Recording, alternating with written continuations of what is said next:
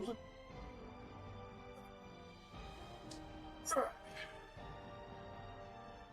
Oh, okay.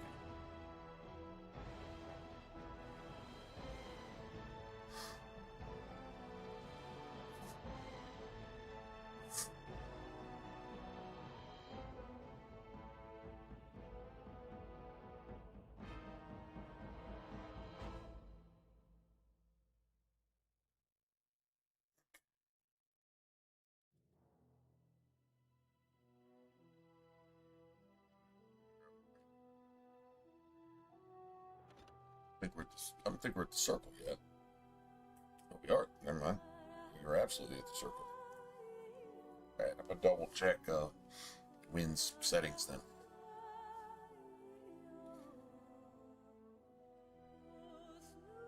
Oh, that's right. Yeah, we made it all the way to the top. You know, we're right before the fade, so I guess we're doing the fade. Okay.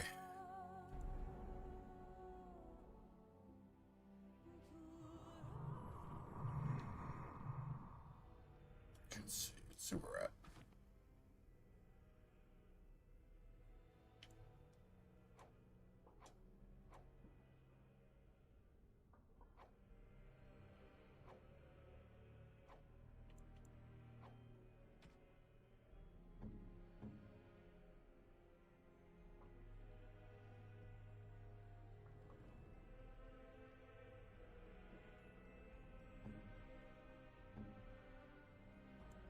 Might as well use those.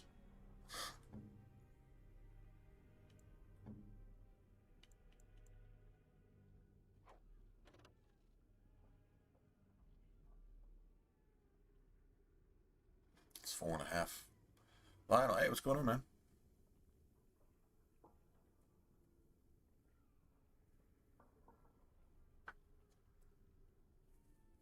This doesn't really need that.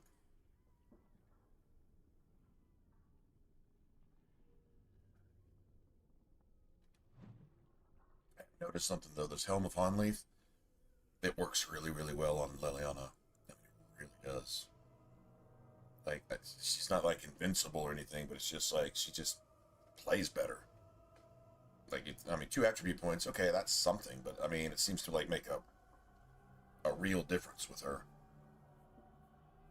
But I mean, you give this to Alistair, and you give Alistair some other, you know, really good armor and stuff, and he's not unkillable, but he becomes like super, super tanky. So I guess there's that too.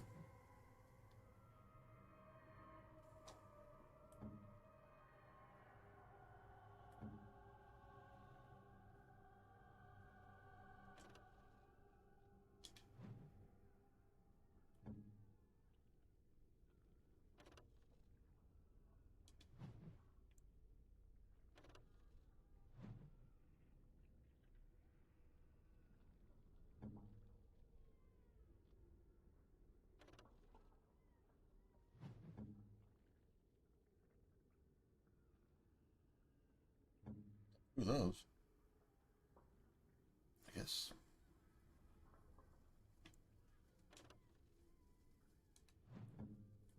See, that seems better for Alistair. I know. I mean, I'd rather have any strength right now, but still.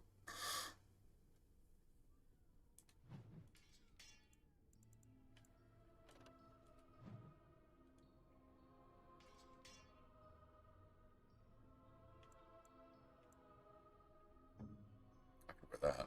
Oh, but I got the merchant's belt on. Well, we'll just hang on to it. That I mean, that wouldn't be bad for Liliana, to be honest. But I don't know. This doesn't too much matter. Okay. Let's see. I think Alistair likes that. Is that for me? Yeah. Really? He does. Yeah, that's you got wow. You got 5 and 10, and then I think there's like a quest item, at least one quest item for everybody that gives you like a flat 15 of approval, no matter what. I think. That's for what's his face? Ogren. That's for Stan. That's for Auburn. That's obviously for, that's the, I think that's the 15 for Morgan. If it's not that one, then it's the real one.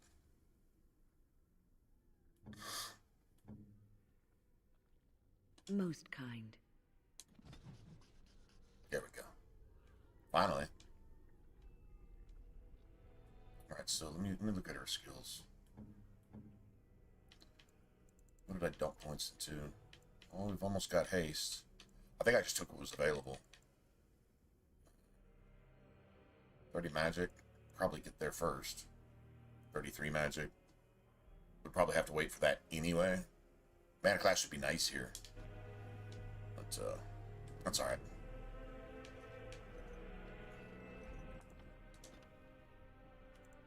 Yeah, what's up with you, man?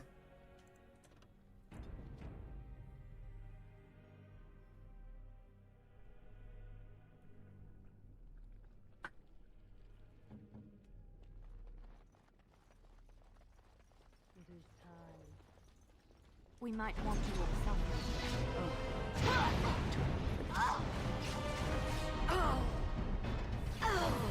I'm here. Got it. All right, all right. Can you take a ladder? Can you get off my back? I'll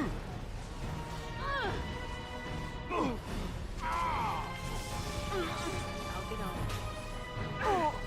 Can I take you a ladder? Can you get off my back? All right, all right. That's a lot of blood. Oh, the second fireball. Got it. That's the downside. There's Liliana was No, I didn't think so. okay. I'm gonna try something real quick.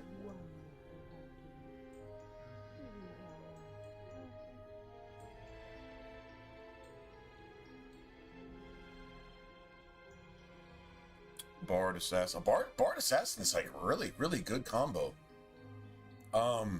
If you ever want to try something that it's funny that I just don't do this every time, personally, because I probably should, because it's the best results I've had. But and Paralyze is amazing. Because so check this out, and this is kind of how the synergy works.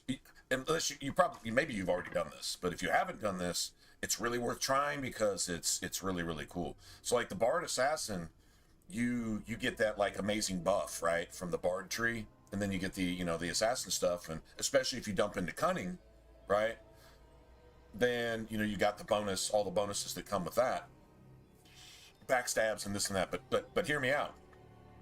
Put yourself in a Dex Rogue and go Duelist Assassin for just the extra, just flat damage, right?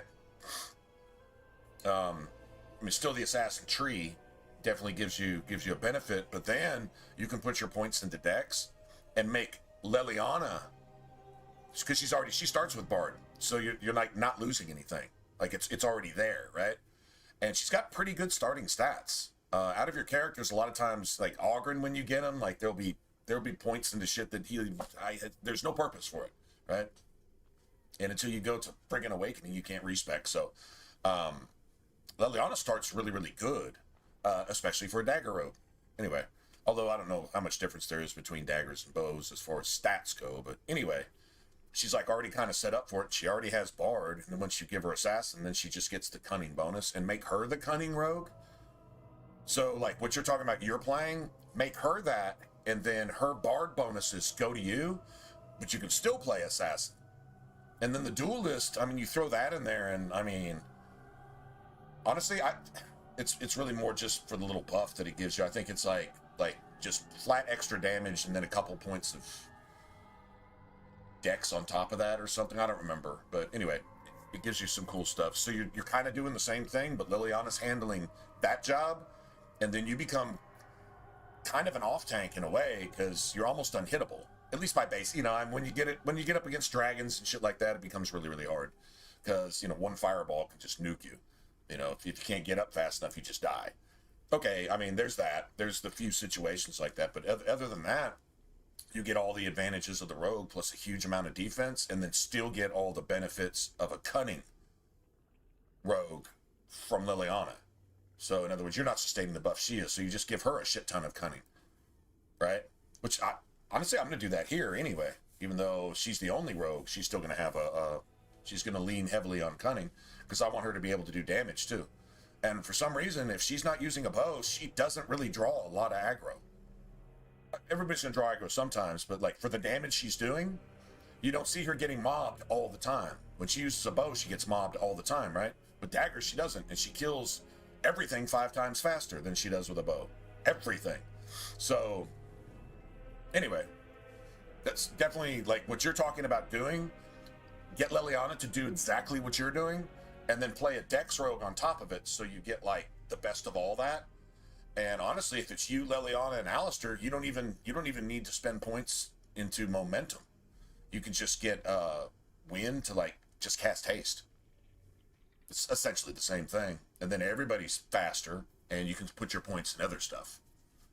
So I mean, it really works.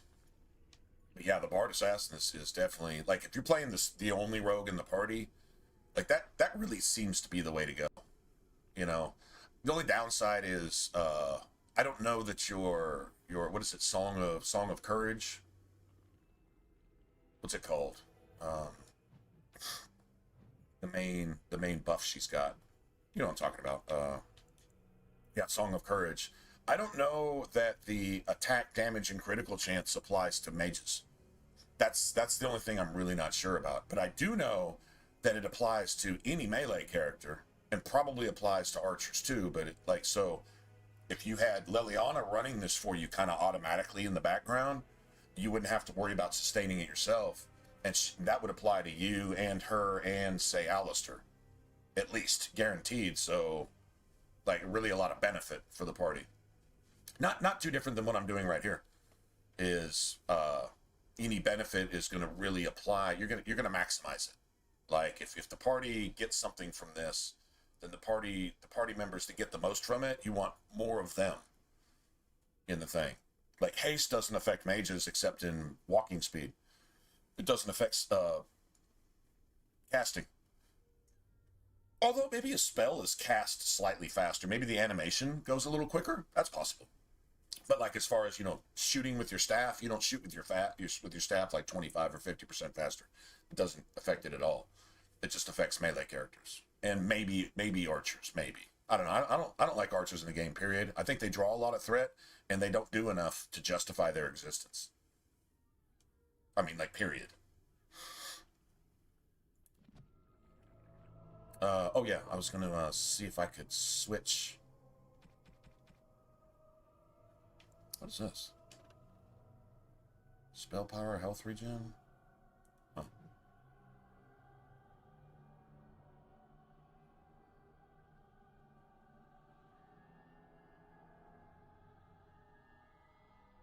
Bard Ranger? Gotcha.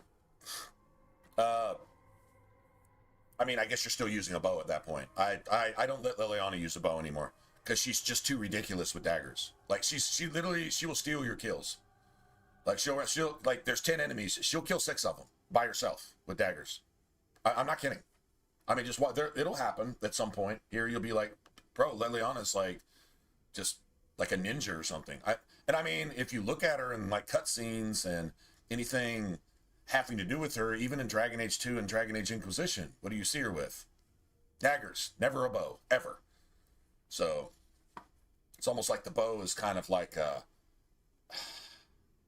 misleading, and she starts with like four talents in archery too. So you're like, well, I'll just make her an archer because she's already got all these points in there. She's 10 times more effective with daggers, and she almost never dies. The thing that really messes with her is shit like that, like dragons, big stuff where there's big amounts of magic. But if you're playing a rogue, that's gonna fuck with you too. But I do give her the spell ward. I get a second spell ward from Bodan later on in camp, and I let her have that. Instead of wearing it myself, I let her have it. And then when it comes to stuff like that. Every once in a while, I might even take it from her, like if I know we're gonna go fight specifically like a high dragon. Okay, but pretty much with Indomitable as a two-hander, you're not gonna get knocked down. But the problem with getting knocked down by a fireball from a dragon is that if you can't get up fast enough, you just burn to death before you can even use, because you're basically knocked down, knocked out. It's the same thing as being stunned. You can't use a potion, and if wind can't pick you up in time, that'll get you. That's kind of nasty for two-handers. So sometimes, like if we're going to fight the high dragon, I might take it and just assume Liliana's going to die anyway. The first fireball that hits her, that's it. She's going to get knocked across the map, and she's going to die before she even stands up. It's just going to happen every time. So, okay, cool. But for the most part, though, you give her that, and she's not a tank, but just somehow she just managed to just freaking kill everything. It's weird. You'll see. Be like, damn, Liliana really is gangster. Yep, she never does that when she has a bow. Exactly.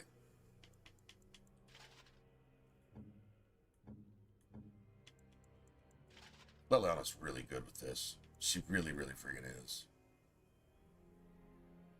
And let's see. What's this? Willpower. I lose the willpower, but I gain nothing. Well, I gain a couple points of armor. I give those to Morrigan, I guess. Let's see if Liliana can open this now. Nice. I finished. Nice. Like she literally just needed like that one extra point. Oh, I think I'm just gonna let her have this because Liliana is just she's like plug and play for the rest of the game. Like the only thing I get her is the Felon's Coat eventually from Wade, you know, in Denerim, blacksmith in Denerim. I'll eventually get her that. Outside of that, I like doing all the crow stuff because the last set of gloves you get from the crows gives you like 30% backstab damage or something. It's amazing if you're playing a rogue too. Yeah, if not to say how to play, but the thing about a Dex rogue is you get max damage and max attack, meaning that you just basically never miss. I mean, you're going to miss because it's Nightmare. Nightmare is going to demand that you miss sometimes.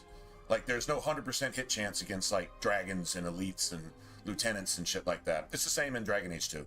You're going to whiff because there's no 100%. Even if your attack is 100%, enemies have an automatic defensive ceiling, if you will, that you can't get past. Like, I believe for like the High Dragon, Orsino, and Meredith, like their automatic guaranteed defense is like 40%, meaning that 2 out of 5 times you're going to miss.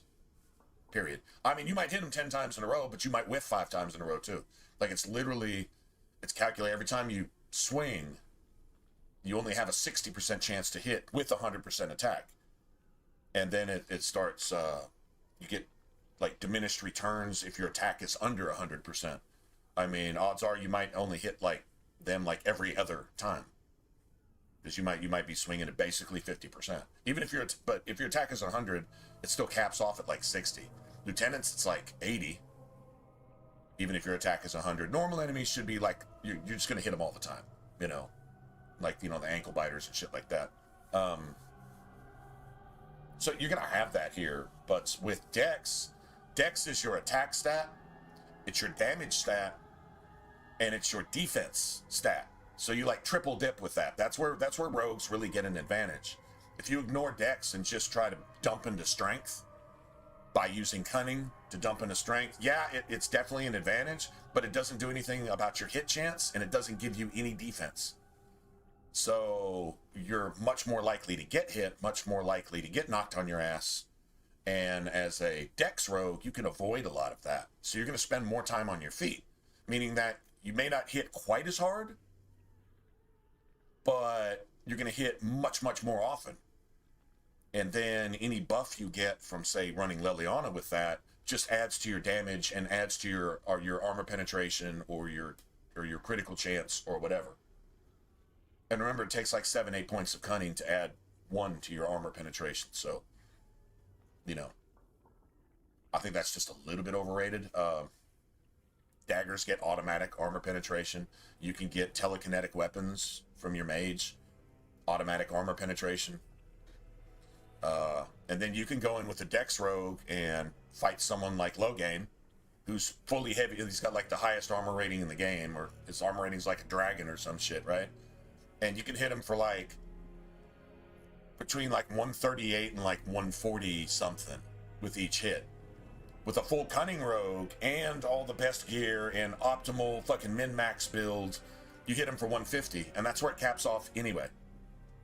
So you can play a very high defense, very reliable, hit everything all the time, with or without buffs, Rogue, and basically be unhittable to enemies using normal weapons as a Dex Rogue, or you can take a couple extra points in certain situations where armor penetration is really the only bonus you're getting, and a little bit of extra armor penetration will allow you some extra damage fighting like the High Dragon, fighting Logain.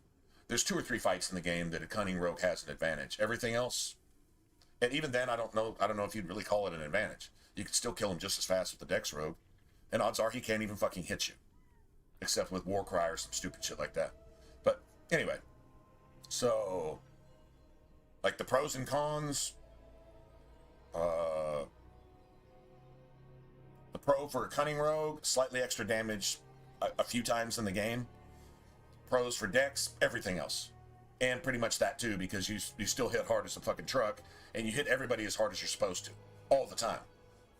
Sorry, man, I'm just gonna take that.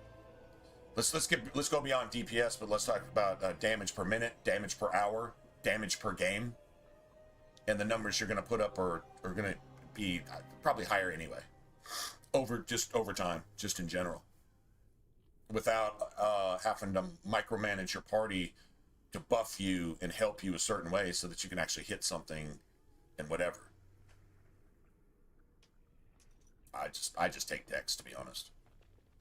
Yeah, I'm just gonna give this to Liliana because she's best with it. I mean, I like the extra attribute points for Alistair, but he'll make do. He'll be all right. What's up, Joy? What's going on? Knights of the Old Republic. No, I haven't actually played those, believe it or not.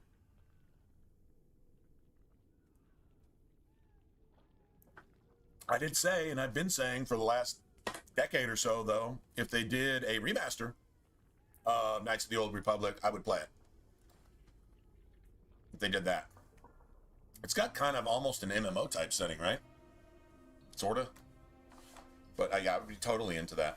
I've just gone and looked at it, and it's just a little too Nintendo 64 clunky for me. I know it's not, but that's just how it feels and looks. And I didn't jump on the train when it first took off, so I don't have any nostalgic need to even really go look at something that doesn't necessarily look like it's going to be a whole lot of fun for me. But if it got remastered, that's a different story. Although who would have to remaster it? It'd have to be BioWare, right? I wouldn't trust them remastering anything. I don't know that I think I would not play it because BioWare would be the one to do it. So that's a problem. But I probably wouldn't have said that 8-10 years ago. I would say that now, though.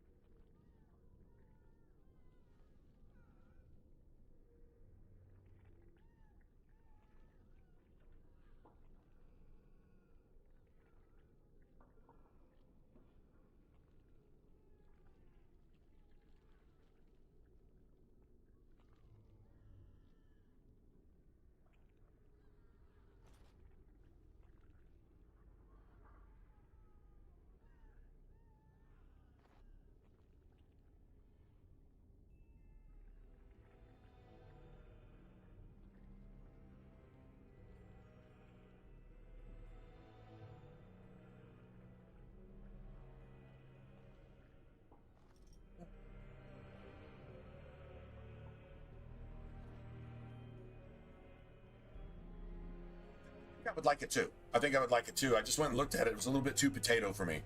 Morrowind was the same thing.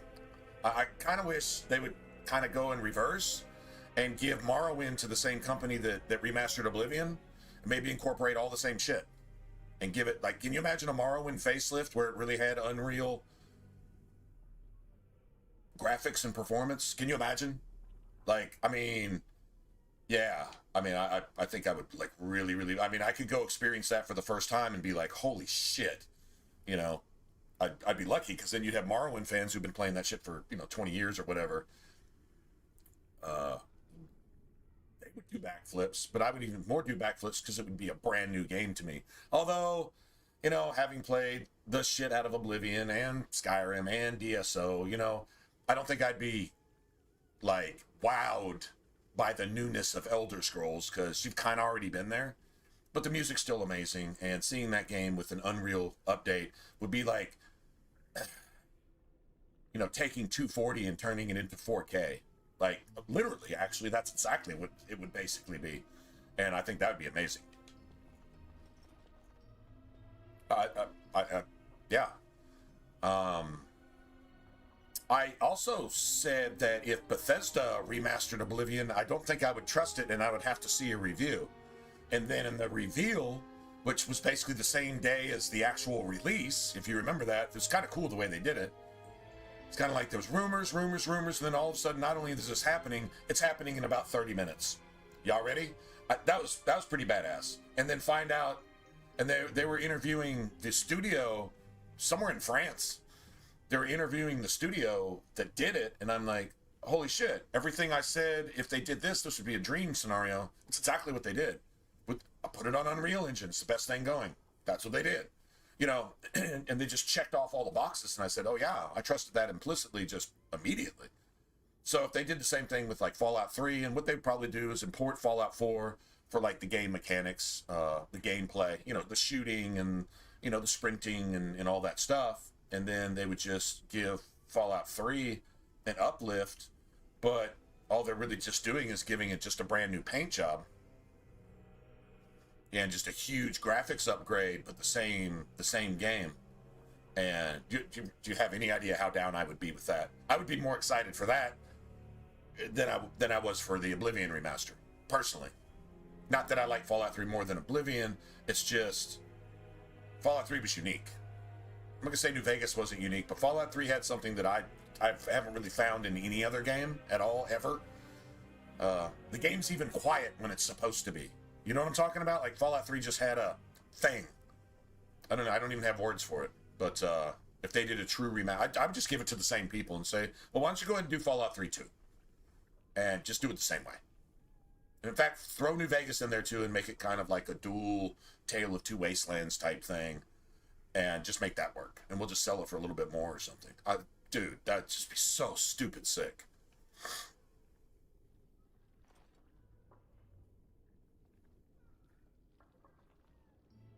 Yeah, it's, I think it came out, was it right before or right after Jade Empire?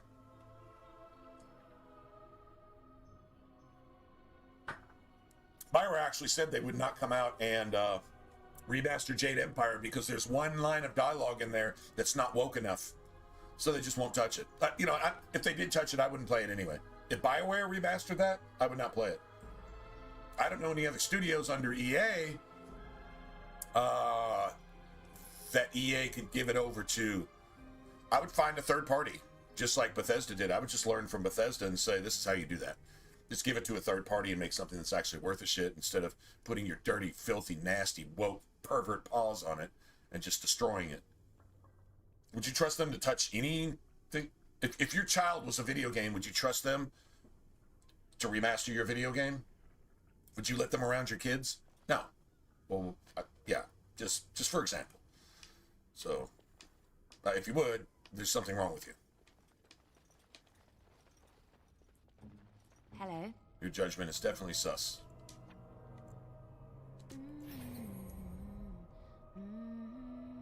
Yeah, I never played it either, Joey. I never played it either. But it's been, I mean, people are still playing it, and it's like as old as World of Warcraft. It's an old ass game. It looks about the same too, to be honest. I wouldn't mind a Jade Empire remaster with a lot of the, what would you say, Souls-like combat and, you know, and just, you know, a modern graphics paint job like you would get from Unreal and all the performance and everything else. I mean, that'd be fantastic. Jade Empire is kind of cool. It's old school. It's basically it's kind of like a tester for like Origins, Dragon Age Origins, in terms of like story and progress and development and the game world and all the stuff, right? And it has a pretty cool kind of origin in a way. I mean, you just have to play the game, but I mean, dude, the graphics are even worse than Origins, and the gameplay is like way worse than Origins somehow, even though it's like kung fu and, you know, oriental weaponry and things like that. You know, all the cool shit. It's dated. Like, it's seriously dated. It's barely Xbox GameCube, barely. It's a cool game though. If it got a remaster, that would be worth something. BioWare's dead, so these things that were amazing and could be 10 times even more amazing now. If we wanted any of those things, BioWare's not going to give it to you. Like, even Bethesda understood that. Bethesda did not give you Oblivion Remastered. They just made it happen. They basically licensed it off to a third party that actually gave a fuck, and I was surprised by that, because that shows a little bit of humility. Okay, we suck at this now. We're no good at it. We can't write anymore. Our games are complete fucking trash. So we'll take a game that was actually good back in the day when we were worth a fuck, which we aren't now, but we were then, and we'll just give it to somebody who's going to respect that and do it right. And that's what happened. That's the first good thing Bethesda has done in over 10 years. Just saying. Any of y'all playing No Man's Sky right now? I mean, not No Man's Sky. Starfield? Any of y'all playing No Man's Starfield Sky trash? Anybody? I don't know anybody that played it when it came out, and I still don't know anybody that's playing it.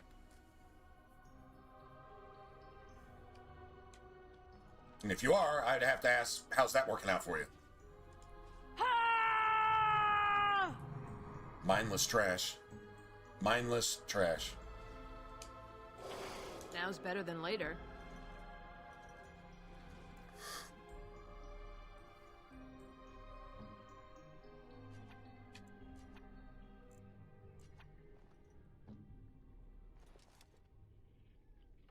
This is the one that we might have to reload about 5 or 6 times.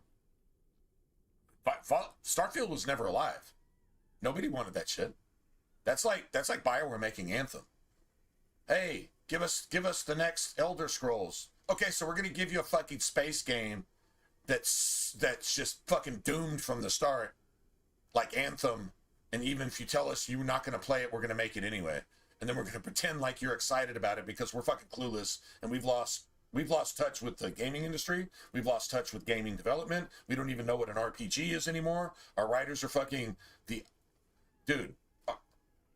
Bethesda's writers and game developers make shit fucking writers look like Orson Welles and fucking Jean Le Carre. Like, literally, they're so fucking bad. Like, they're not only bad, they're criminally bad. And they fucking know it, and it's even worse than that. I just, there's not enough negative words to say about it. Not judging them, just observing scientific fact. This is exactly what the fuck they are. And I'm not even saying they're proud of it. They're just shamelessly somehow making money by sucking so badly. But at least they're not being evil fucking political about it, like BioWare is, which makes BioWare 10 times more evil. Bethesda I'm not saying they're evil per se, any more than any other corporation, you know, any other whatever, industry, whatever. They're just bad. BioWare's bad and evil. So whatever, but still, it's just garbage. It's trash. The fact that they had enough self-awareness to give the remaster of Oblivion over to a third party to do it right, I got to tip my hat to that and say, okay, that surprised me. because that's the one thing I swore you would never do, because it's the right thing to do. And they actually did the right thing for the right reason. I can't believe it. But they did it, and it worked. So, yeah, you can't get that. You're not going to get that from BioWare. They're fucking, they're toxic. Like toxic. Whatever is left in there is a sweltering pool of slithering, squishy fucking maggots and diarrhea just squirming over itself. Trying to make video games, probably even try to direct some of it at your kids. Like, just that kind of fucking, just kill it with fire. Kill it with fire. All right. Did I say it? No, I don't think I did. Did I? Oh, whatever. Save again.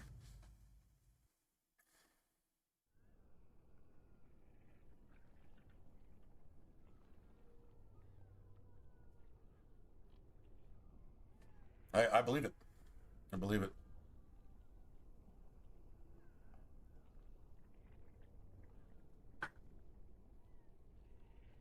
Anthem copied a failed game model, then Starfield copied a failed game model. And they just thought if they put their name on it, it would work next time. How about this? How about the players don't want to play that stupid shit? That stupid, mindless, fucking endless shit that has nothing to do with anything and serves no fucking purpose. And honestly, I get a lot more profit from just watching paint dry. At least the paint would dry on the wall and there would be something there. It serves no purpose whatsoever. Play some dog shit like that. And I have not spent 1 minute playing it. And I said I wouldn't. And then when it was released, nobody else did either. And to this day, apparently, I was right. I made some pretty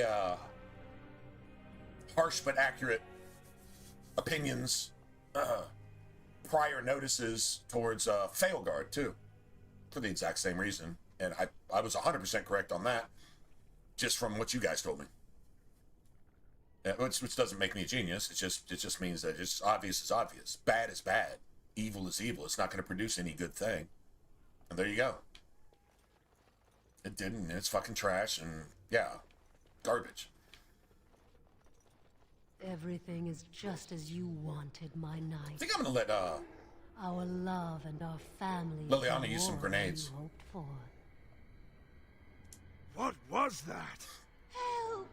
There are bandits at the door. They're going to murder the children. They will not get past me! Lifeless bastards.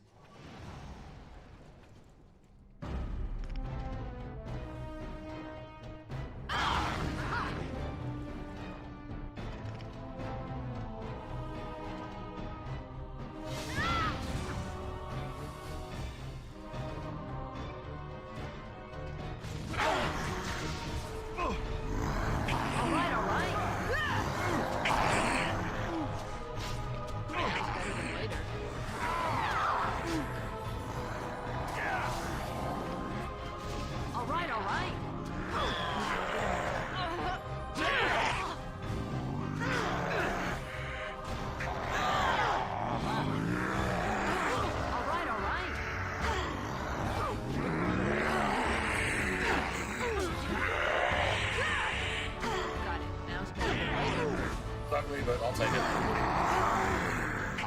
All right. Got it. Get off my back.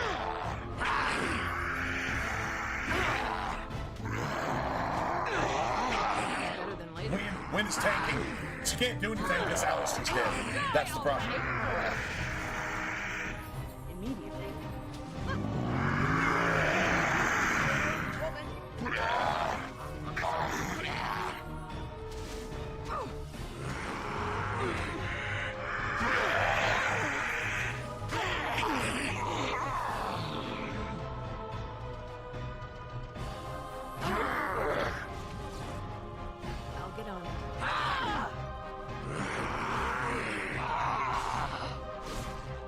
I'll take that over having to reload. Not pleasant. I'll definitely take that over having to reload. 100%. I mean, it didn't have to go like that, but that's all right. It happens. It's definitely armor for Alistair. Now, since I gave Liliana, that helmet, Alistair probably can't even wear this now. I'm not sure what I've done with his strength. I know strength is the requirement. Yeah. Bunch of stuff in this room. I am here. Right. Done. Mm-hmm. Your wish. Yeah, let me see if Alistair can wear it, he's good. Not, then I don't know, rethink this, I guess. He can wear it. Yeah, so that's like damn near triples that spell resistance though, and he's already got, I gave him the first spell ward. So now he's going to be 50% resistant or immune to anything magic. Definitely helpful here.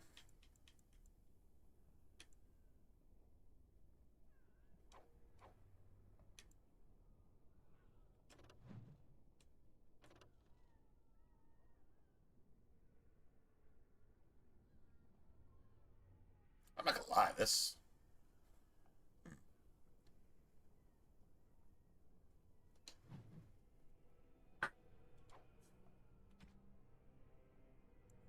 Yeah, like I said, if he can wear that, he's good. Electricity resistance, don't really need that.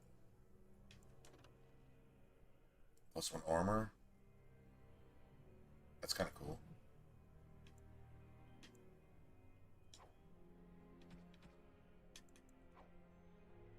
Beautiful.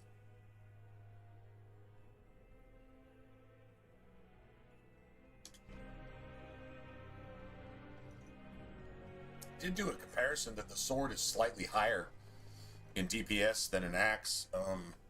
Less armor penetration, but it is slightly higher in DPS regardless, with or without strength modifiers, which is interesting.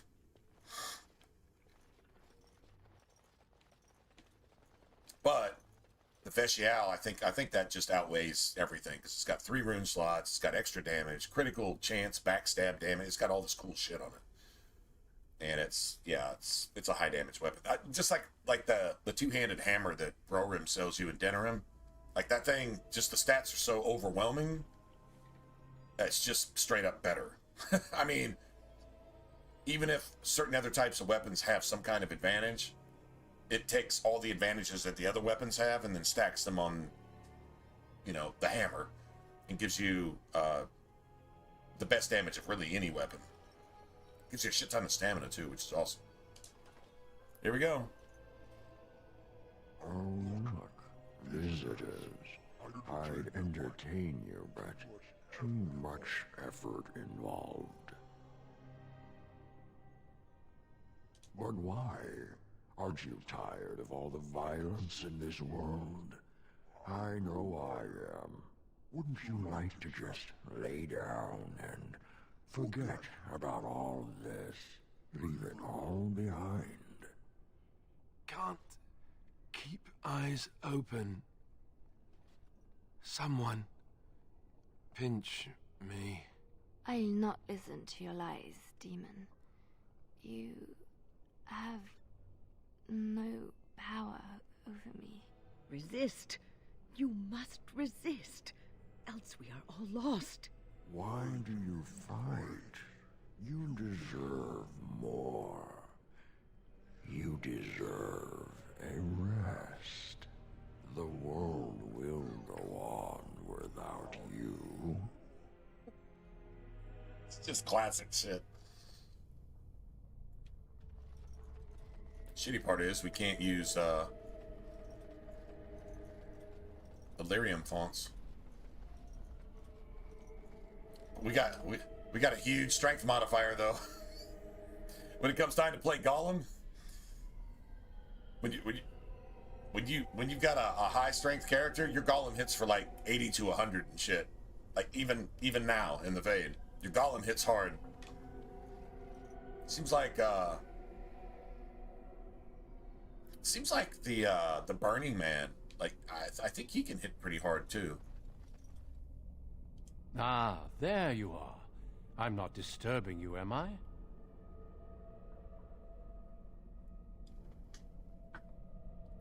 Yes, actually. I just wanted to make sure you were happy here in Weishaupt.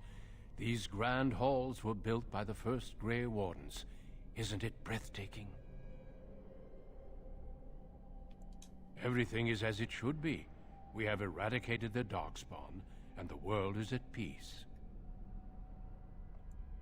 But now it is, for the first time in history, and you played a part in the making of that history.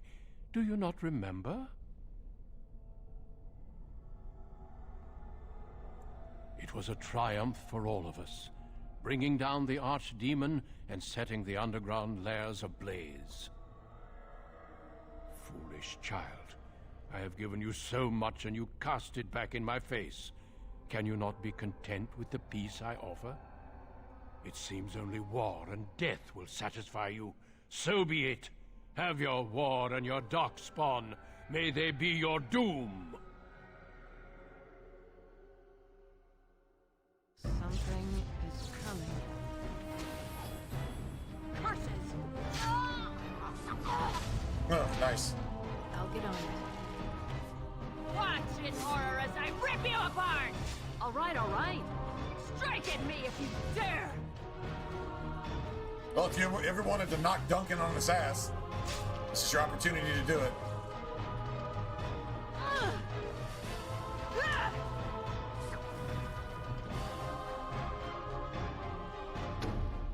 63 to the face. To the face! To the face! Shoot me in the face. Do it, do it. Shoot me in the... What was that in Borderlands? Shooty McShooter face? I think that was that bandit's name. And you had to shoot him, like, specifically in the face. That was an achievement. Shoot me in the face. In the face! Who are you? That was a Where did you come from? Borderlands 2, wasn't You it? a demon? No. I see And that Borderlands you're 1 not. and 2 were friggin' amazing You're games, like man. me. Congratulations on Fantastic. getting out of that trap.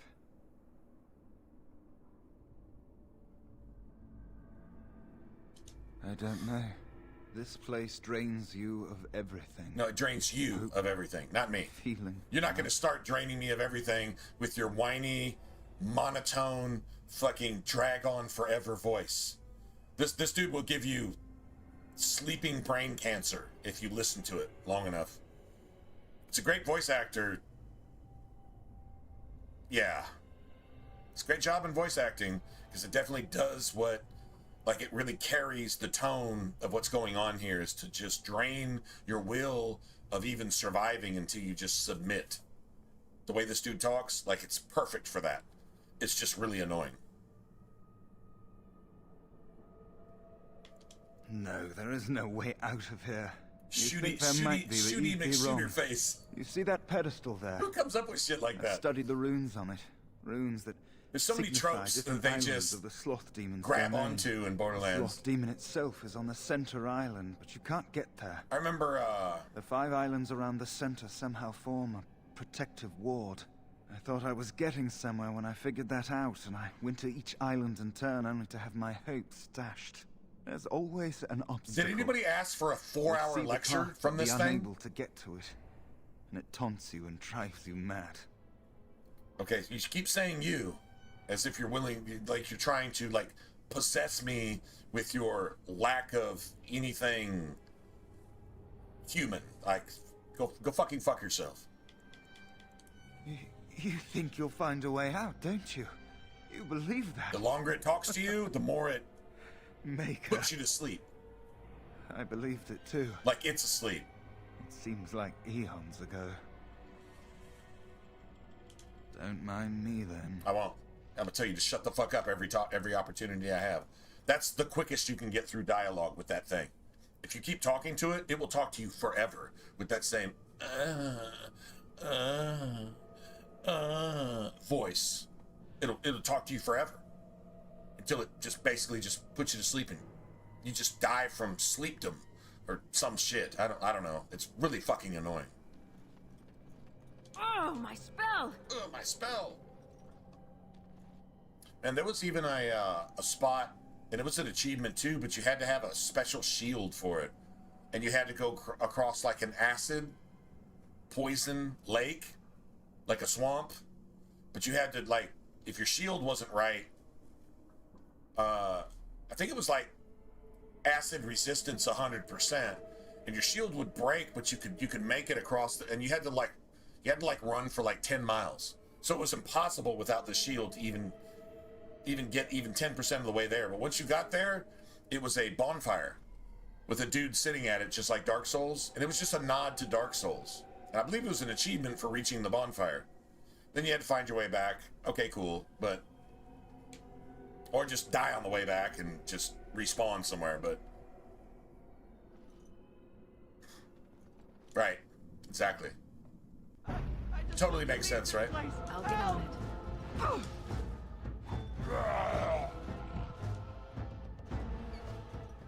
Hitting for 60s and 70s now. Thank you, but too late for me. Kill Yavina, the demoness that rules here. She protects her master, Sloth. There's a door only demons can see. The key must be in another realm. Take my power. Save any others trapped in nightmares. Kill the demons that guard Sloth. Make my... Okay, so everything you're fighting here is somebody trapped in a nightmare. Kill them trapped in nightmares. So this is a dream realm. Those that are hostile to you are also trapped in a nightmare, but you fight a bunch of darkspawn. Then you got flaming darkspawn too, and flaming Templars. Not really sure what all that signifies, but it's strange. Just saying, it's definitely a thing. So you know what? Make sure I don't miss any codex. Codices. Codes. Whatever.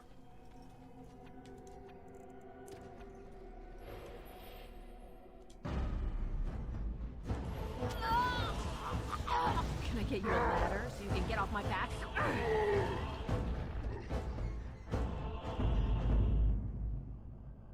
There we go. Beyond the Veil, Spirits and Demons.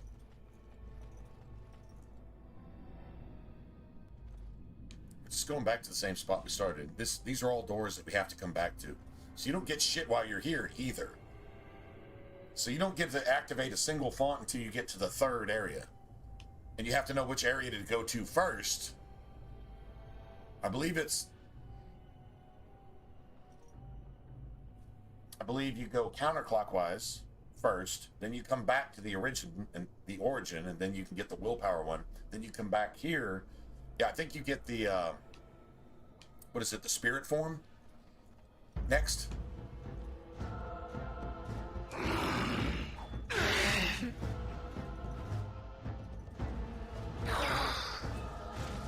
Got it. Oh, come on, man. Let's say, why are we dragging this out? I'm here. Can I get you a ladder so you can get off my back? And you have to restart everything every time you change your form. It cancels all your previous shit, which, I mean, I guess it really has to. 70.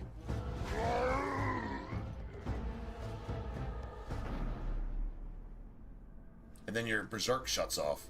So let's see the difference, okay? With Berserk on, it was like hitting for 70s. Let's see what this does with Berserk off. It's curious. You definitely start getting diminished returns from Berserk. It's great early, but...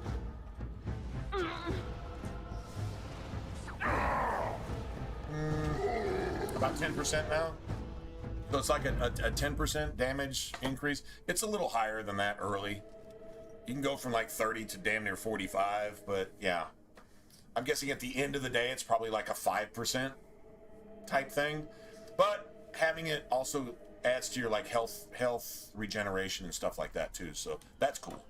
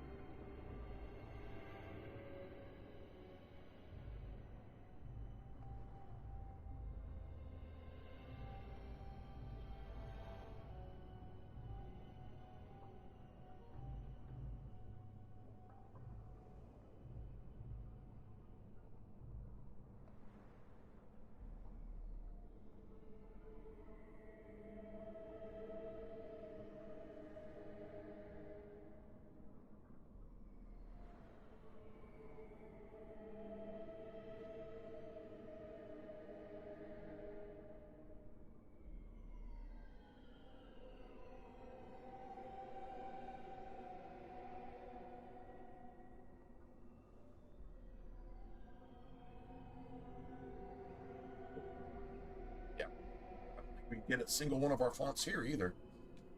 We get a bunch in the next area, and then you can come back and clean these up too.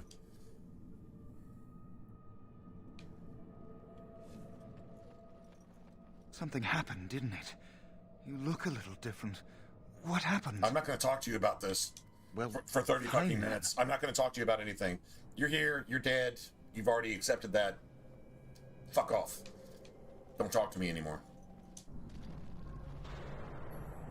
Yeah, so I believe you go here, then you come back here, then go here again. But then I think you can go clockwise after that. I'm pretty sure that's how that goes. And then you come back and you clean up all the little side area. Yeah.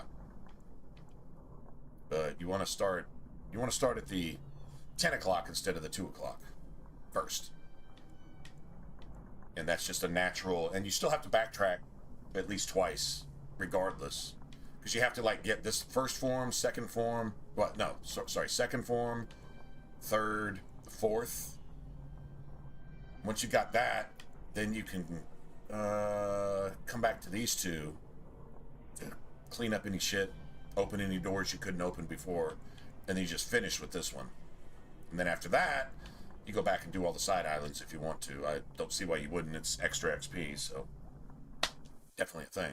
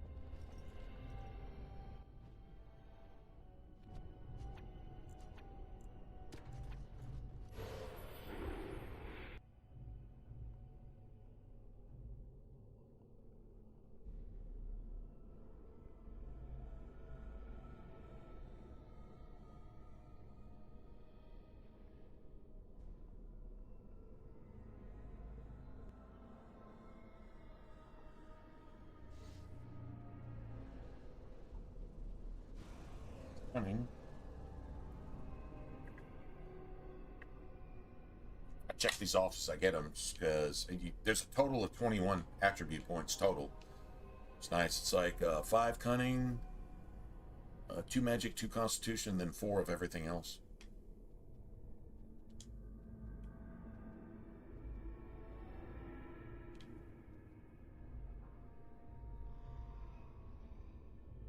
Okay, I think to bypass the fire you have to do this anyway, but I should have probably gone and cleared out the side passages first.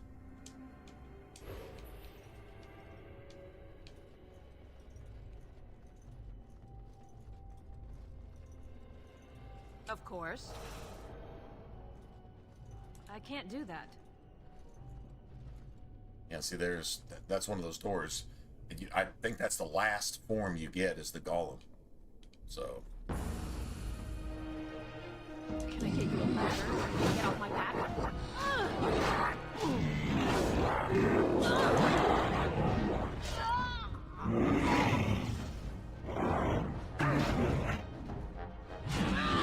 Got it. All right, all right.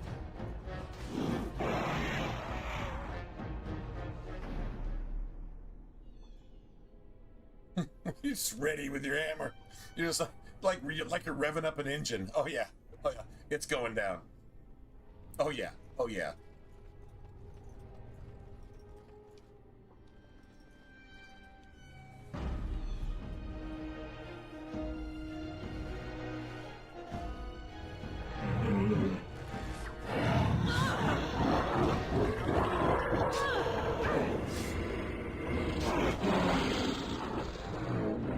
More blood.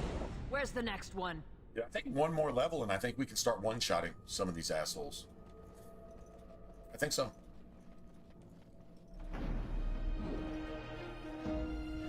Got it.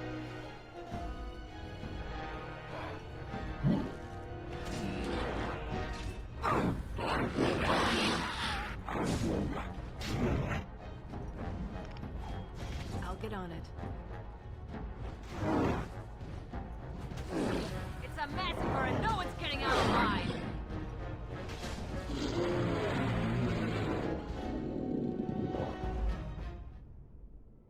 Definitely getting XP here. Oh, what's up, T? What's up, dude?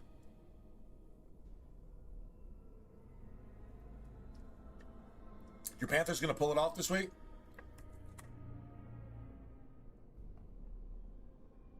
I'm still holding Chuba Hubbard, but I don't think, honestly, Rico Dowdle has to get hurt. Because yeah. But, if he does, well, we'll see. Who are they playing this week? 1 second. Who are they playing? God damn it. Who are they playing? Who are they playing?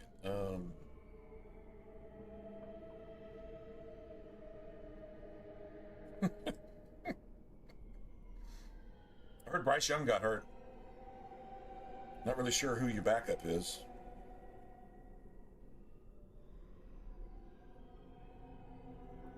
Yeah, man. It's the only that was the only Carolina player that I was able to get. I had Xavier Leggett for a minute, but he just wasn't. Used to get his ass beat. Why? Oh, so Chuba Hubbard can come back. I mean, Rico Dowdle's like the dude's running for like 200 yards. He single-handedly beat the Green Bay Packers, right? You know that. So, I mean, I don't know.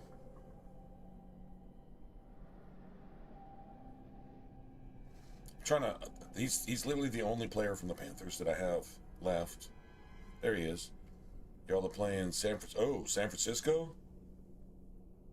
Man, that would actually be pretty cool, man. If you actually, I can't stand the 49ers.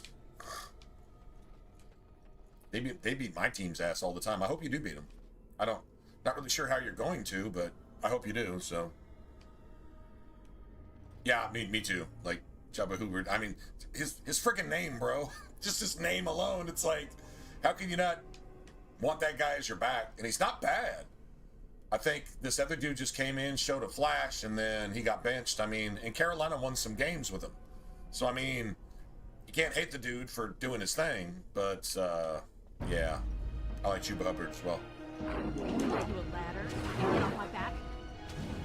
Crazy enough, I think Hubbard is a better all-around back in terms of pass catching and running.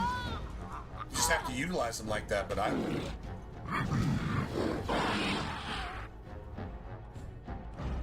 yeah. I mean, I picked him at the beginning of the year, and I still have him. Even though he hasn't been playing for weeks, I'm like, you never know. It's what you call a handcuff, is if the starting back goes down, you know this dude's going to come in and get a bunch of volume. And especially if he had a starting role and it got taken away from him, he's going to come in with a chip on his shoulder, right? Green Bay, it's like 6-3-1. 6-3-1. They're middle. Yeah, we'll see. The best they can probably do is just win most of their games left. I think out of the next, how many weeks we got? About 6 more weeks to go? 6, 7 more weeks, whatever. See, there's 17 total games, right? So 18 weeks, 17 games. They're 6-3-1, so that's 10. So they got 7 weeks to go. Like 6 of those games are all division opponents. So if they can win like 5 of them, and that would just win the division, then okay, cool. Do I think they can do it? I don't know. Yeah, it's injuries. Injury is just. I'm not making an excuse. I'm not saying injuries are an excuse, but I will say that they're the reason. You lose one of the top 3 tight ends in the entire league, and then you lose your starting center and your starting right tackle, and multiple other players are going in and out, and now Josh Jacobs is down for at least a little while. It's not season ending, supposedly. It's probably going to be like, we'll see if we make the playoffs, and if we do, then we bring Josh Jacobs back. It's that kind of injury.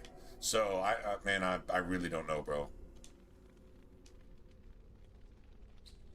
love the Bengals too, by the way. I love the Bengals. I could show you a Bengals jersey that I've got. Carl Pickens from back in the 90s. One of my favorite receivers of all time.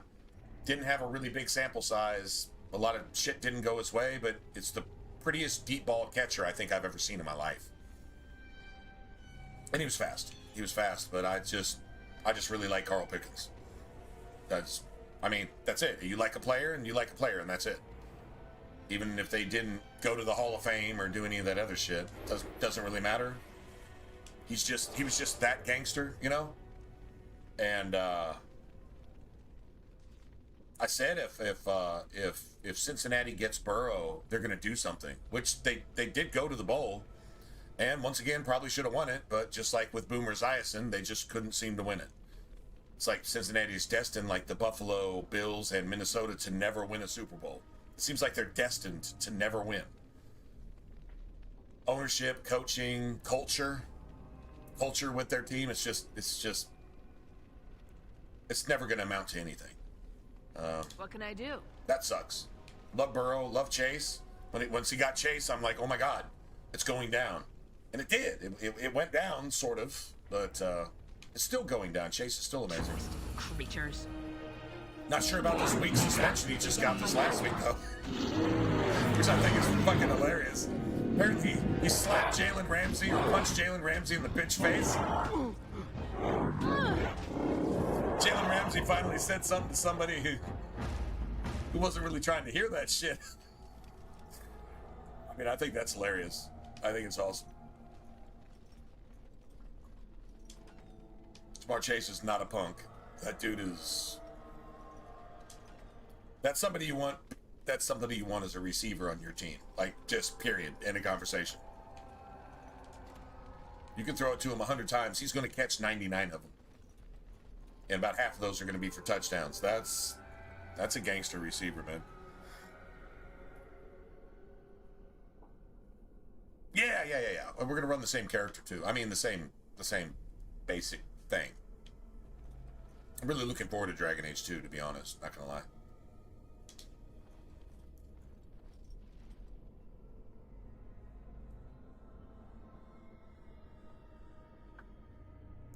Green Bay's record is 6-3. The crazy thing is, we beat Washington when Washington was good. We beat Detroit like right out the chute. And Detroit's basically got the same record as Green Bay. I think it's like 6-4, 7-3, something. It's about the same thing. But then we lose to Cleveland, who can't beat anybody, and then we lost to Carolina, who's actually kind of a sneaky team. And since Atlanta doesn't want to do anything, and Tampa Bay is kind of stumbling because of injuries, Carolina might actually come out of the NFC South. It's not impossible. Carolina's better than you think, believe it or not. I mean, they're not really good at anything, but they're not really bad at anything, and they do have a stud-ass rookie receiver in Ted McMillan. The dude's. I mean, he's legit. They actually showed Ted McMillan's stats compared to somebody else. Emeka Egbuka with Tampa Bay, and they're both rookies, so they were comparing them. Like, their stats are even. Egbuka has like 1 or 2 more touchdowns, but outside of that, their stats are basically like dead on. Ted McMillan is sneakily a really gangster-ass rookie receiver. I mean, something you would definitely build on. I would like to see Carolina get a quarterback and a tight end. And their defense is like top 5 in relevant categories, believe it or not. Like, they don't have any big names, but they're doing big shit. So, I mean, that's what you want, right? No end to these blasted things! I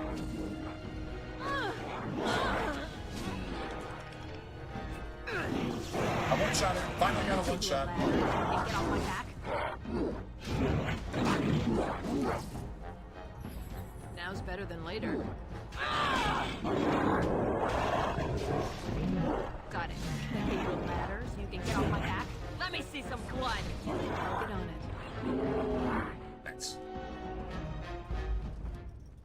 Beautiful.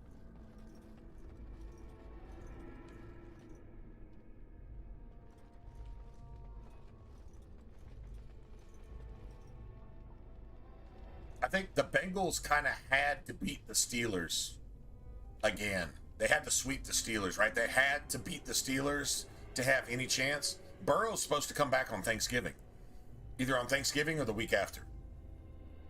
Does he come back if you have no shot at the playoffs? I mean, if you're still, even if you need help, I think he plays, but I mean, what Joe Flacco's done with this team is freaking fantastic. It's just, it sucks that Cincinnati has zero defense.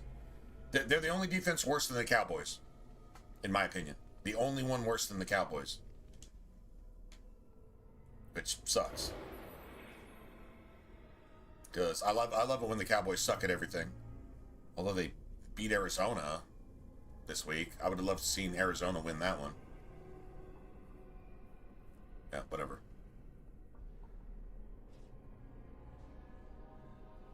I can't do that. I can't do that. Oh, I can do that. Oh, I can do that. Twisted creatures. Can I get you a ladder so you can get on my back? Got it. Get on it.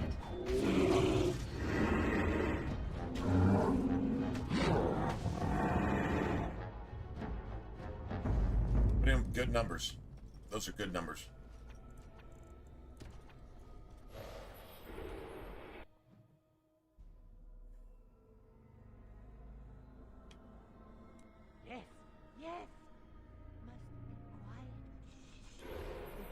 Must be quiet. It's literally how he said that. Must be quiet.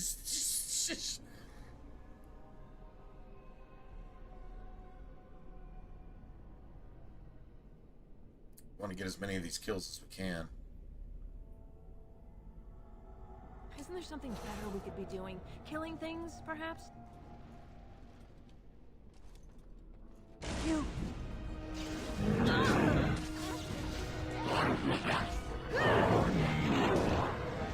Got it. Now later.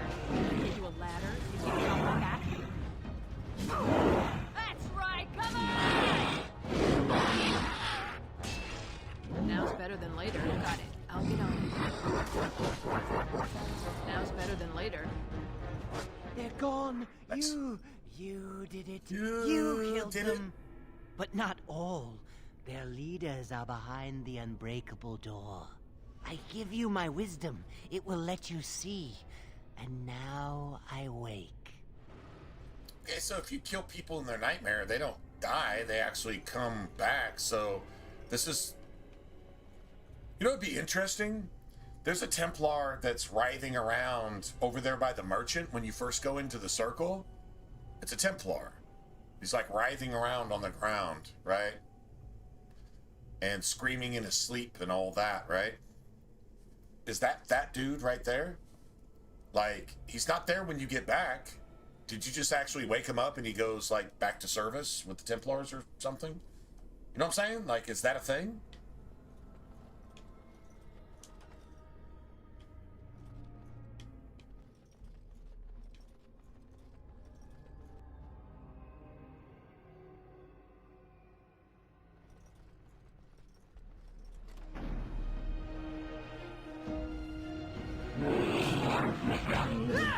Have at ya! Give you a ladder so you can get on my back. Got it. Run while you still can.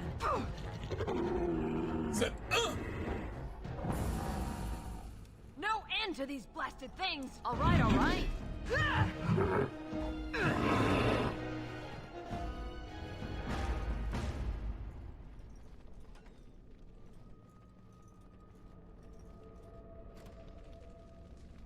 Get through that. So now we got the spirit form, so we should be able to go back and get all this other bullshit. Right? Right. Like this right here, actually.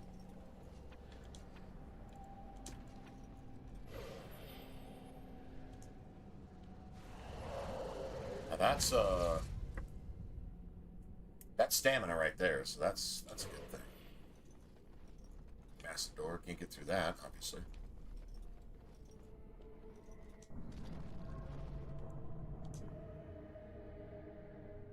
Alright, so the boss of this realm was actually Duncan.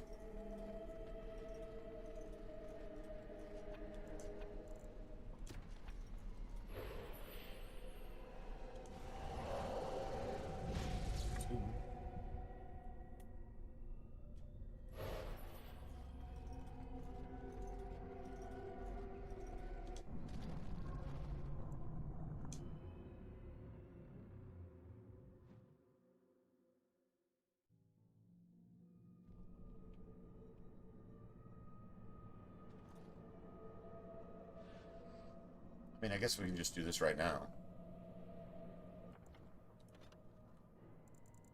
It's easy to get like stun locked and just janked right here. You have to start with this form.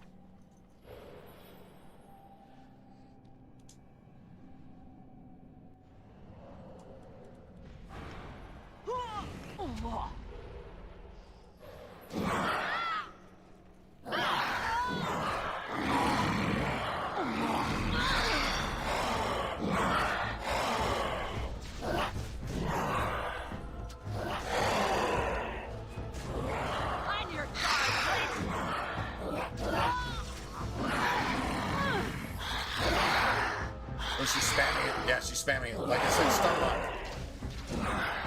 Stun lock. Can't do anything about it. Can't do anything about it. Just completely stun lock. When she spams spells back to back to back to back that have no cooldown, the game is just killing you. The game is making you dead. There's like, it doesn't matter what you do. The game is just saying, well, you're dead. And if you can't die here, we're going to kill you anyway. Absolute complete fucking garbage trash. Shame the developers die when they play this game on easy. You ever seen a Dragon Age, a BioWare developer actually play their own game? Other than Mike Laidlaw, they fucking suck across the board at video games in general. In their own game, they can't play that shit on casual without dying 15 times. How the fuck do you die on casual? Even by accident. How do you die 15 times on casual? It's not even possible in that, like, seriously.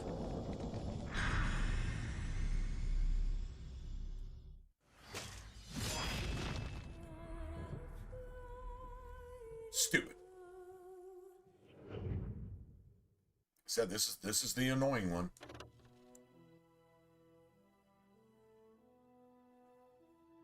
It just takes 20 minutes if you go in there in arcane horror form.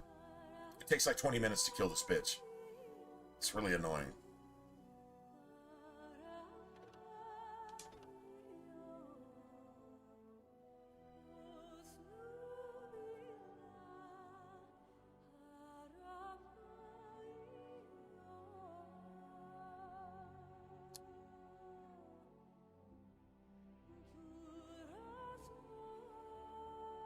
You can't read my hard drive in under 50 fucking hours?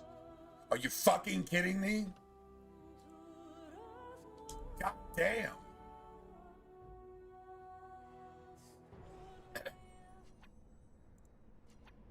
God damn. That's bad.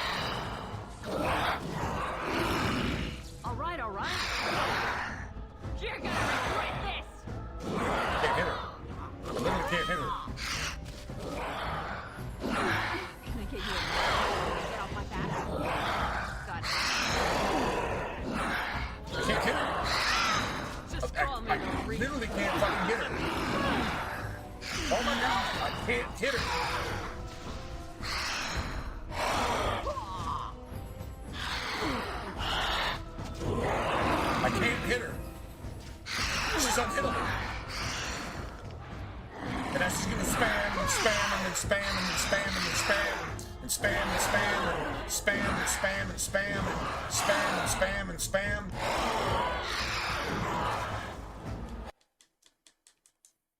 Oh, that's bullshit. Twice. Happens one more time, I'll see you guys tomorrow. If it happens one more time, I'll see you guys tomorrow. I'm not tolerating whatever the fuck this is. This has nothing to do with video gaming. This is fucking broken ass shit from developers who can't even play their own game, and they certainly didn't test it. You're gonna dice roll 0 out of 20? There is no 0 on a 20-sided dice. How are you gonna roll 0 18 fucking times in a row when it doesn't even fucking exist in the first place? Sorry, man. Bad game developers, bad game development. Great game, shitty fucking example of what they're worst at. And then they eventually took on a dress and a rainbow flag and just decided to be fucking perverts for eternity. World Star Satan's asshole. Yeah, this is annoying.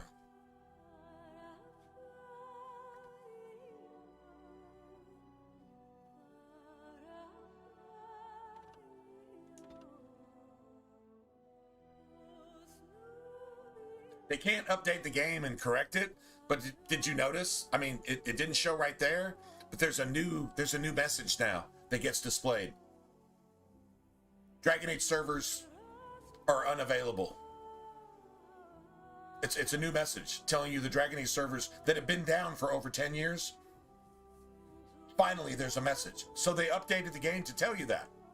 So there's an update that's happened here in the last year or two, or a few months, or whenever. I don't know when it happened, but it's a message I've never seen before, but now you get the message sometimes. Dragon Age servers are unavailable. Not temporarily down at this moment, which they've been down for over a decade. Now it just straight up tells you that they're unavailable because they've been shut off. Even though the game still searches for them for 30 fucking minutes, even though they don't exist.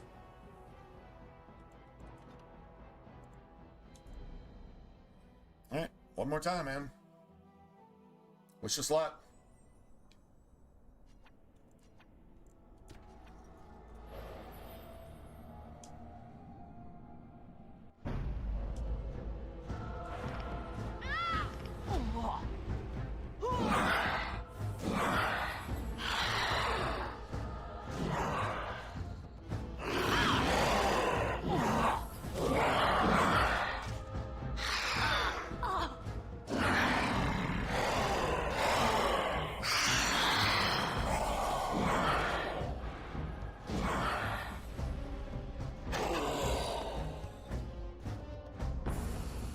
Still not allowed to use that, though. That's kind of crazy.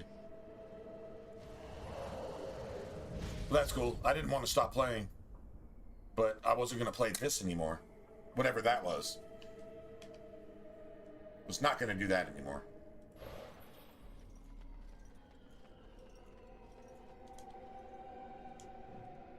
Yes, we would just shut the stream down and I would have saw you guys tomorrow. That's exactly what would have happened right there. Once, twice, 3 times, I'm out. Bullshit, bullshit, bullshit.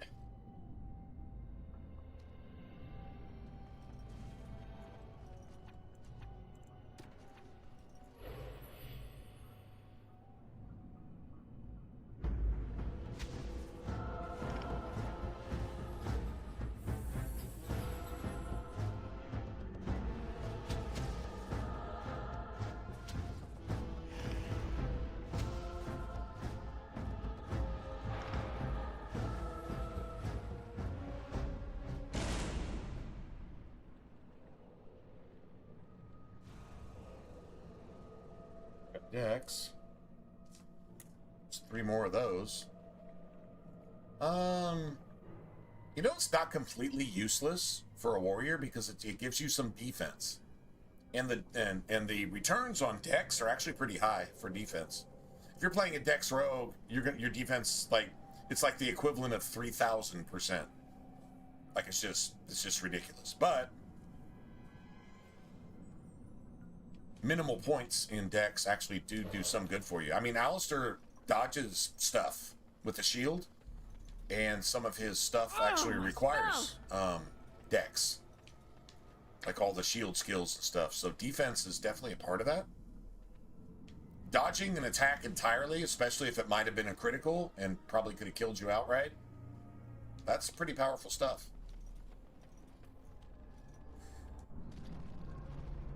So we got that. Now we got to go here. I'm back. I'm gonna go refill. This is our Saturday. How's everybody's week going? I mean, it's only Tuesday, I guess, but at least it's not Monday. I guess the age-old tradition of Mondays suck just is going to carry on for forever, right? I'm trying to think. My Monday actually wasn't that bad this week. Well, I mean, maybe it was bad and I just didn't notice. Who knows?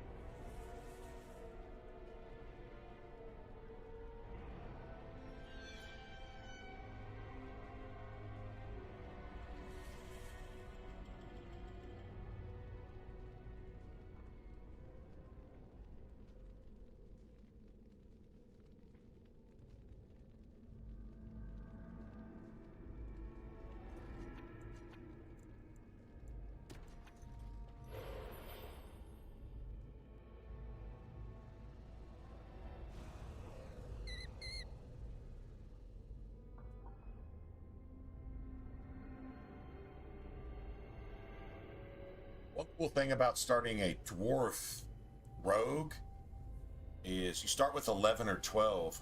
Honestly, like, one of the best pure starts in Origins is a elven mage. You start in the circle and you have like 11 cunning. You get 5 cunning in the Fade. That gives you 16 cunning. That's all you need for your speech checks. If you want to put skill points into speech and all that stuff. In this case, it's going to say probably that we have 12 right now.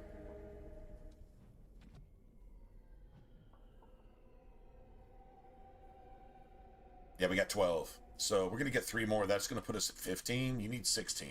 So if you wanted that last speech check, you could put a point into cunning for it. I don't think I'm going to. I think I'll go with 3 ranks of speech check because you'll have skill points for that. and then just rely on intimidation because our strength stat is going to be around 100 plus. Now, if I'm playing a rogue, like literally, it's really a pure design. If you're a warrior, put every single point you got into strength. If you're a rogue, put every single point you got into dex. If you're a mage, put every single point you have into magic. Now, obviously, the assassin, the berserker reaver, right? If you're just trying to be DPS, it's always the demonic side of it, right? A reaver is a blood warrior. A blood mage is obviously a blood mage, and an assassin is a blood rogue. They actually explain that to you in Inquisition, so I'm not just making that up. I'm not pulling that out of my ass. That's actually a thing. How you work with demons is slightly different, but it's either they draw through you, they reach out through you, or they live in you, one way or another. But you're like a conduit from the Fade into the natural realm to destroy shit, which is like a really cool concept. You're like a Marine or a SEAL. Just saying. You're a conduit from some other realm to destroy shit more than you would otherwise be capable of. And that's some gangster shit as far as I'm concerned.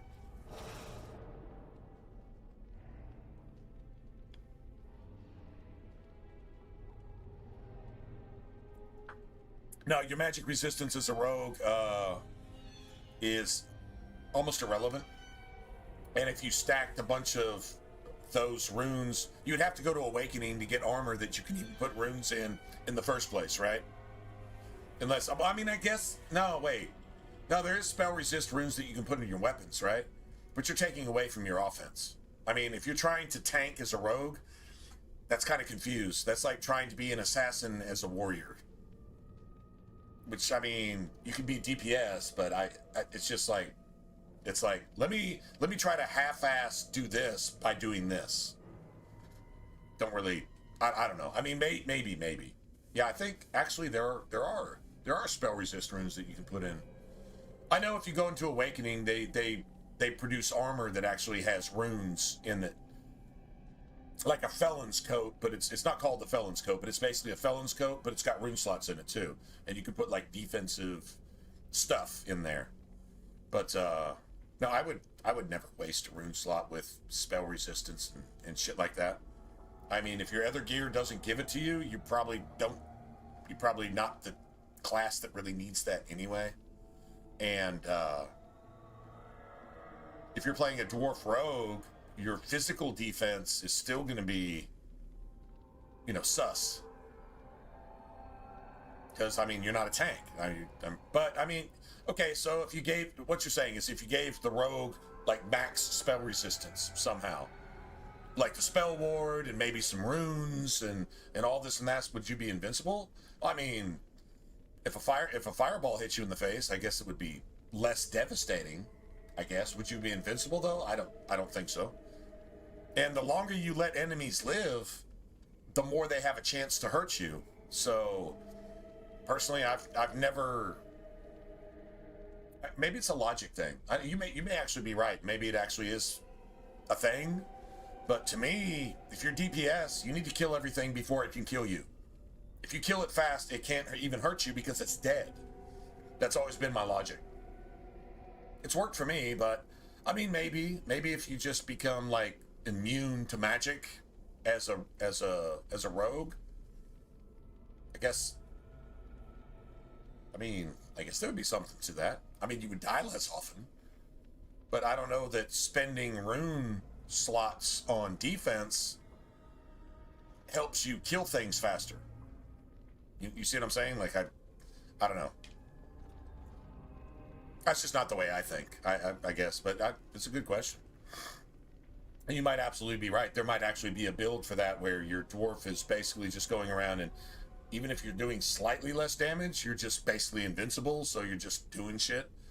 That's possible. Now, on PC, it plays different than console anyway, so if you're a PC player doing that, definitely. If you were to utilize any tactics on PC at all with your party, you would do so much better than you can on console anyway, because you've got like, what, 8, 10, 12 hotkeys.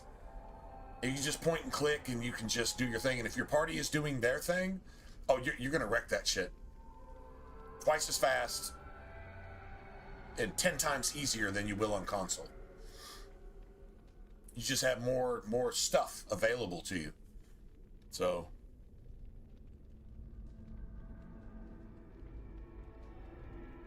yeah, I mean, maybe, but I don't know. I mean, maybe, I don't know. I mean, I've never tried it, so I can't say it wouldn't work, and I can't say it wouldn't be amazing.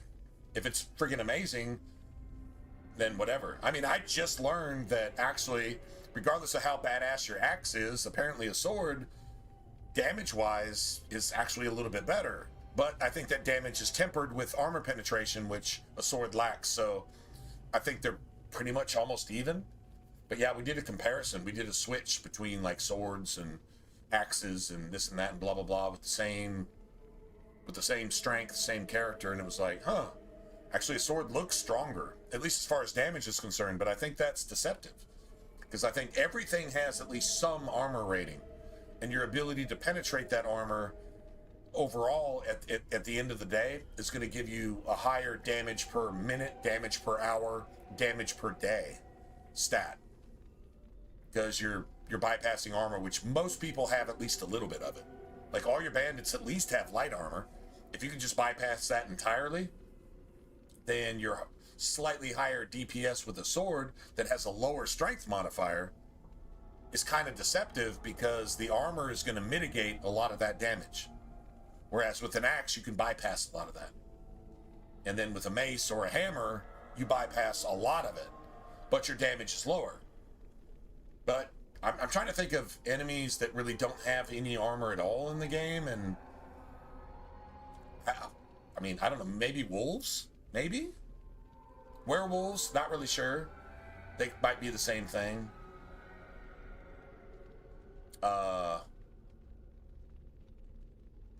Those random farmers that attack you in Lothering, saying, I want to take all your money so that we can eat. Well, you're not going to eat anything if you're dead, which, I mean, that's just woke logic. I'm just going to take what you got because I need mines. I'm going to get yours because I needs his mines, because I'm going to get my hair did and my nails did. All that type of logic, well, that just doesn't ever end well, ever. Because you're not thinking like a human being at that point. Outside of that, I think everything has some armor. Like even bears, dragons, dragon scales, which is what you make armor out of. Of course, they're going to have a huge armor rating. And everything else, I still say armor penetration at that point. And then if you can stack that with what do you call it? It's the we're probably going to give it to Win. Probably going to get max armor penetration with Win. Not elemental weapons, but son of a bitch, what is that called? Spirit blades that Win has down there in one of her trees. It's down there in the Mana Clash tree. Anyway, whatever. That's armor penetration there too. So I mean, like, I don't know. I think that plays in. That's why everybody makes a cunning rogue, is for the armor penetration, which is the one thing that strength actually kind of gives you, or cunning actually gives you that. So yeah, I don't know. Anyway, Can I get you a ladder so you can get off I'm my just back? talking at this point.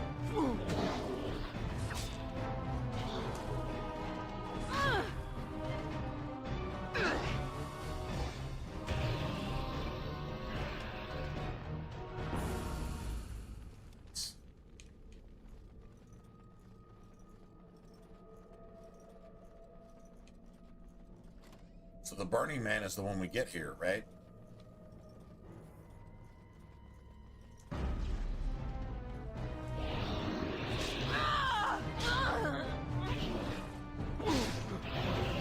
Got it. All right, all right. You know, see, we were putting up 60s, now we're putting up 40s. That's what armor does for you. All these guys are in heavy plate. Right? So you want to be able to bypass that. I totally get that. I totally get that. You want to be able to bypass that. All right, so there's a magic font on the other side of this door. We're going to have to come back for that once we get the golem. I think now we get Burning Man, and the next one we get the golem. Then we have to come back and redo all this shit.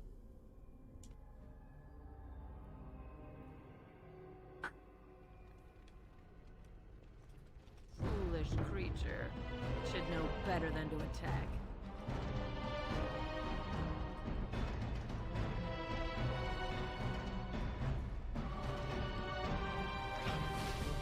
I love how desperate you are. You're Okay, so maybe Mambari don't have any armor. Switching them's for 50s and 70s. Maybe.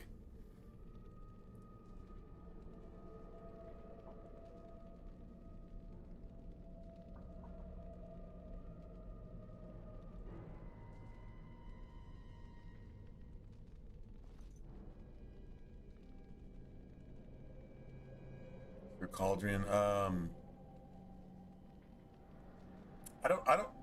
don't agree with the 2 times more. Maybe I'd say like 20% more. Maybe. But like, for example, I mean, let's just use an example.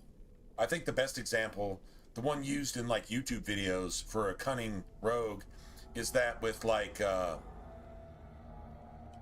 gain, the low gain fight. That's massive heavy plate. And the cunning rogue at the same level with basically the same stuff. Although I tested it without a helmet. So if I was using a headpiece, I'd probably use like the Helm of Honleith and get a couple extra points in cunning and dex from that helmet. I never used a headpiece. I was actually playing around with a headpiece with a mage, and I'm like, why am I doing this? That's just stupid. Anyway, all right. The cunning rogue was putting up 150, and that's the cap. So even if you're able to do 180, it doesn't matter. 150 is the cap. Inquisition has a similar mechanic in place. Like your critical damage, once you get past a certain modifier, that's it. It's not going any higher. Even if you're able to do 5,000, you're still only going to do X amount cap. So, I went into the exact same fight, the exact same way with the Dex Rogue, and instead of 150, I was putting up like 138, 135, 142, 145. It was on average, I'd say about 8 points less per hit. Still killed it just as fast, and didn't need any of that extracurricular bullshit to do it. But my defense was 1,000, and my hit rate was 1,000 without any buffs. No, I don't think it's double. I'm pretty sure it's not double. You take an equivalent Dex Rogue and an equivalent Cunning Rogue in the exact same fight, the exact same level with the same gear or equivalent gear. I don't think it's going to be double. I think it's going to be about 20% more at most. That's what I believe. But I mean, maybe there's something to prove me wrong, but that's been my experience in the game. Dex Rogue always wins. In the damage per minute, damage per hour, damage per game category, it always wins. Every single time.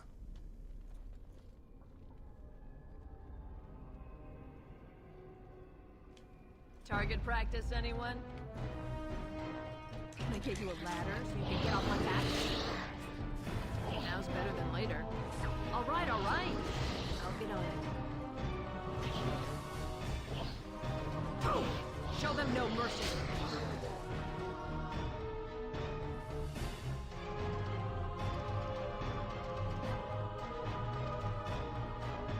Got it. All right, all right. 77. Nice.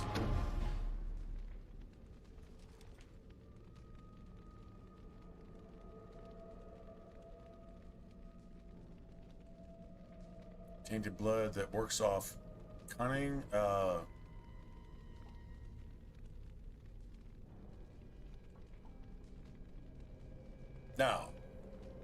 I don't take the warden. The only wardens keep buff that's any good to me is the warrior one, which I will be going for with the two-hander. because it's amazing, because it's basically haste. It's essentially haste.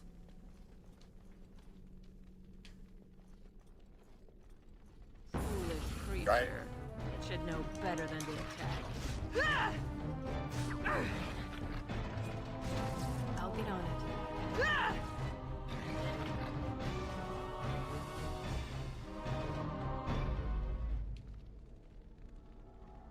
I mean, I like to believe that I'm not killing dogs.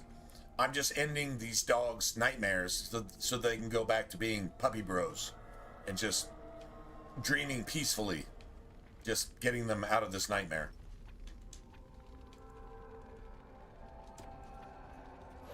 Oops, that was wrong.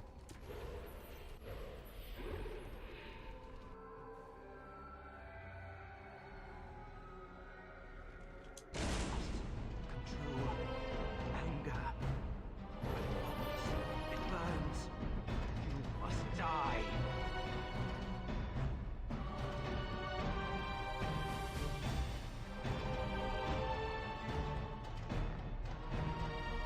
Still, anyway, my point was, in like the low game fight at the Lance meet, with a Dex Rogue, you can put up 140 something. An average of 140 something. With the Cunning Rogue, it's capped at 150. It's capped. It doesn't really matter if you're doing more than that. You're not doing more than that anyway. So all that extracurricular shit you have to do to make a Cunning Rogue, and I was using a Dex Rogue with just basic shit. And still putting up numbers that were close enough to where, why would I bother with all that other stuff?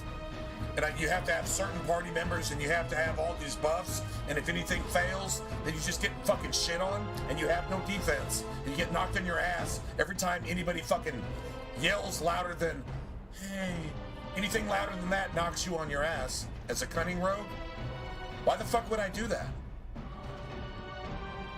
How about just not get knocked on my ass every 2 seconds? And how about just do basically the same amount of damage all the time with max attack, max defense, and max damage as far as dexterity allows for it?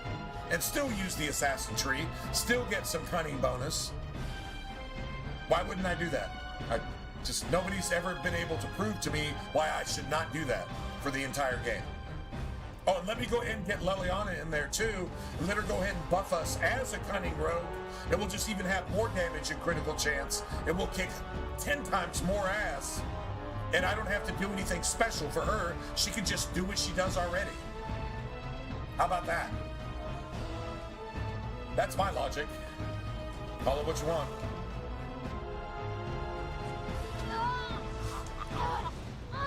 Can I get you a ladder? You can get on my back. No hope, All right. This'll be fun.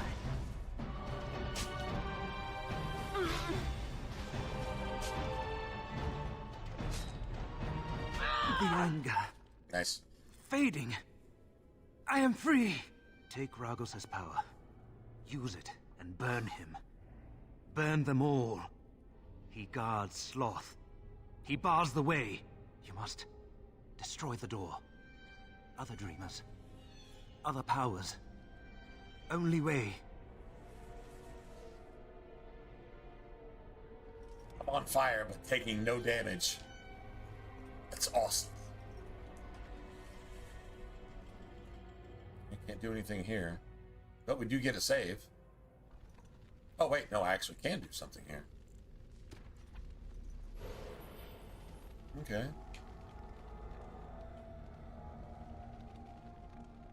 See if we can go find a fight. You still get all your strength bonus with the Burning Man here. Yeah, yeah, I've already been through here.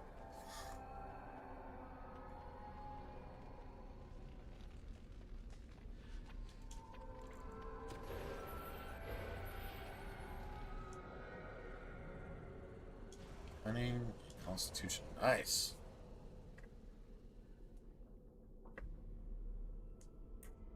Beautiful.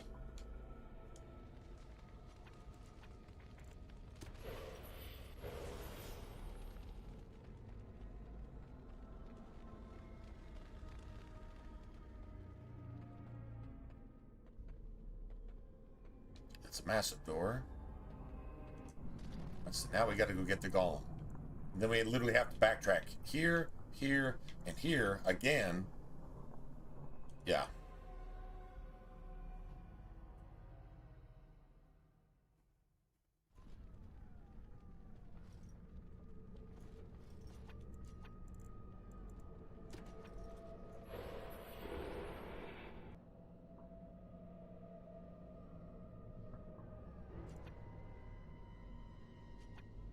Nice.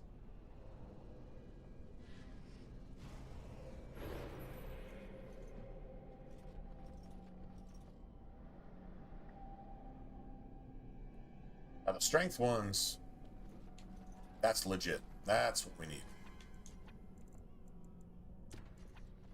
I think there's at least 2 or 3 strength things just in this map alone, I think.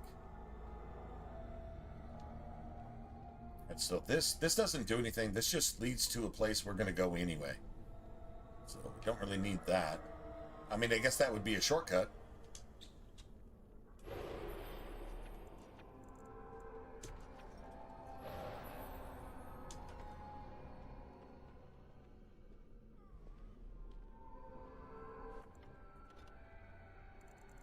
Let me see.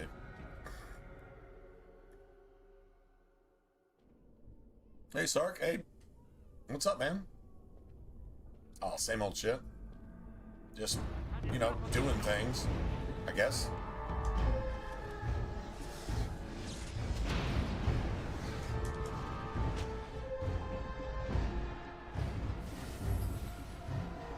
Oh, wow. Seriously?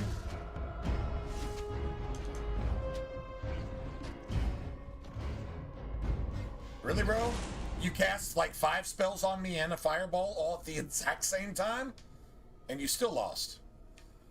Typical fucking mage. Typical.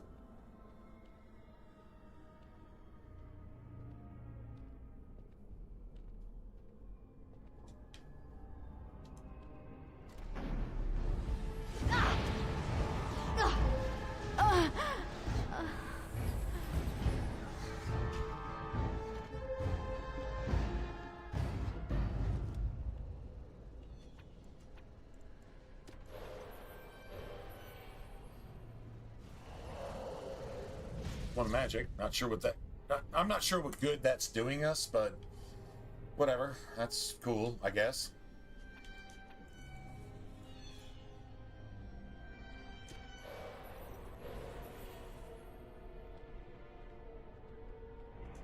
Oh yeah, we're a dwarf, so all these codex are going to be good. Let me go ahead and save again. You know what? This ambush in the room after the next, that ambush with all the mages that kill each other on purpose, because that's what mages do.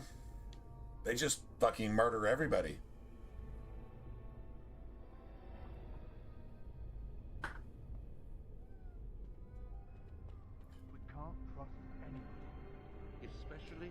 We can't trust anyone, especially each other. This is what mages think about in their dreams. Just kill everyone.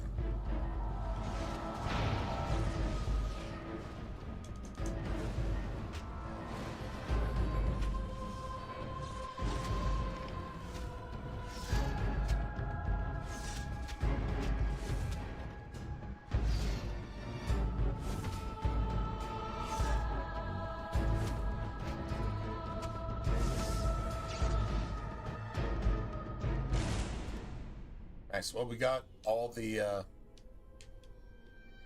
XP. As far as I know, I think we did. Oh. Ah. Oh. Ah. Ah.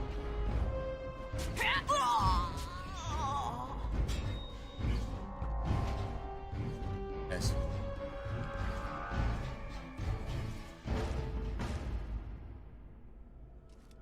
Nice.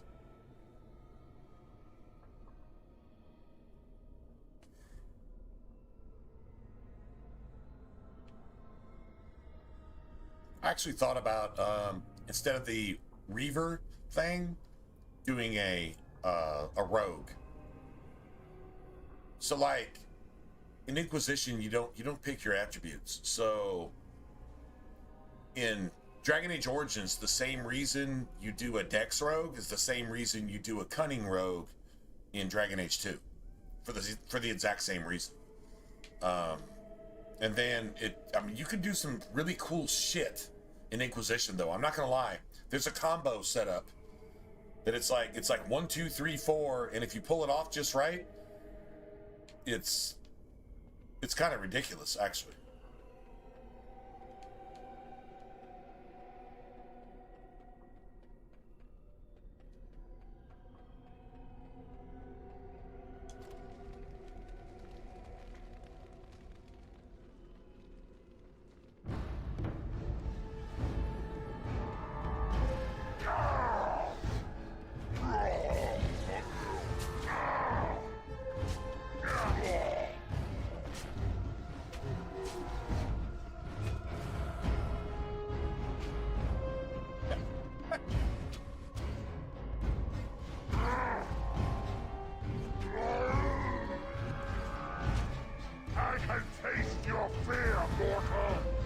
Hammer. Just a big friggin' hammer. Alright, so here's the problem. If you're playing a mage here, this is easy. You just literally mana clash everybody. This can be really annoying because you are susceptible to magic, especially if they're gonna freeze you. It's random. Don't really know what's gonna happen, but whatever. Fireball is not going to kill everybody, so if they get back up, they might start attacking each other, and they just cheat you out of XP, which is really, really, really, really annoying.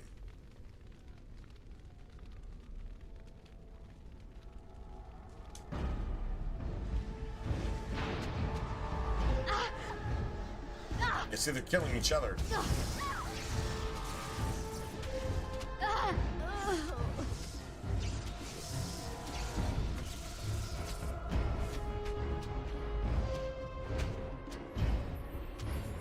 All right.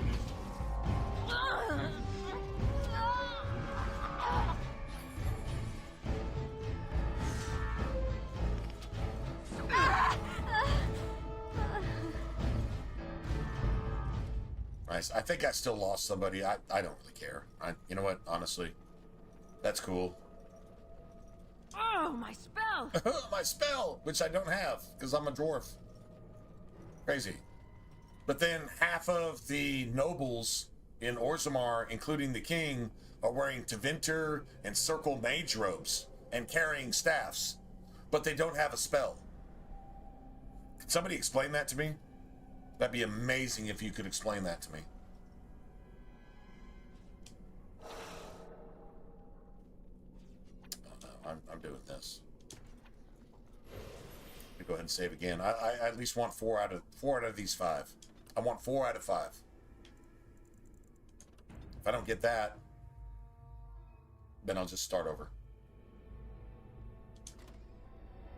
Hurting people. It's what we do. We're mages. There's 5 here, I believe. Hurting people. It's what we do. We're mages. This is what mages admit in their own dreams. Let us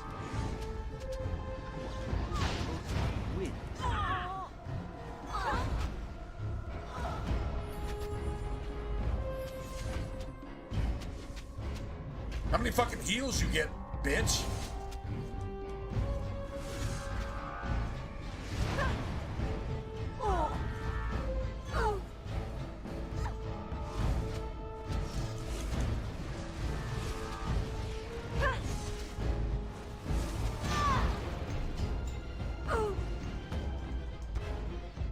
They killed themselves. They killed themselves. I only got 1 out of 5. I literally only got 1 out of 5. Like, literally, that's exactly what just happened.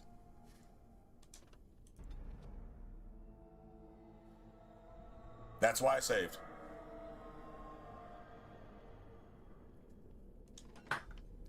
The game 100% cheats. hurting people. It's what we do. We're mages. Yes, our magic gives us power over others. Our magic gives us power over others. Use your gift to Let us play a game. The one who kill causes and the most pain cause wins. pain to everybody. This is what mages think.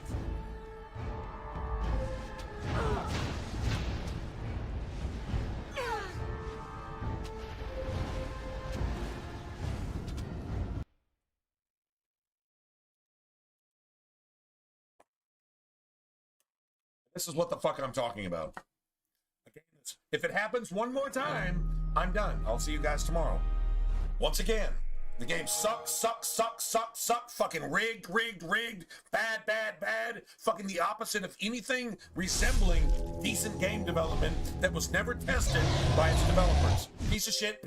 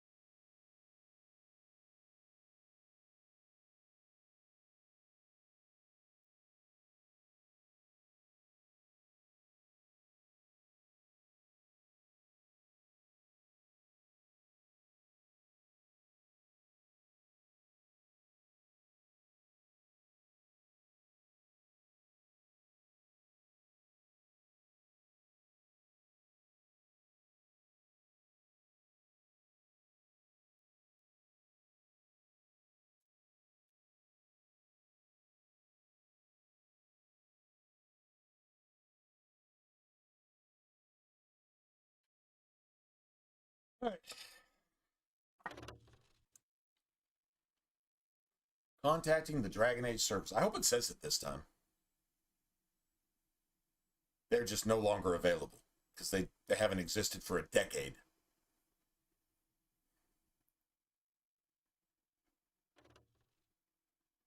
Temporarily unavailable. No, they've been unavailable for over a decade.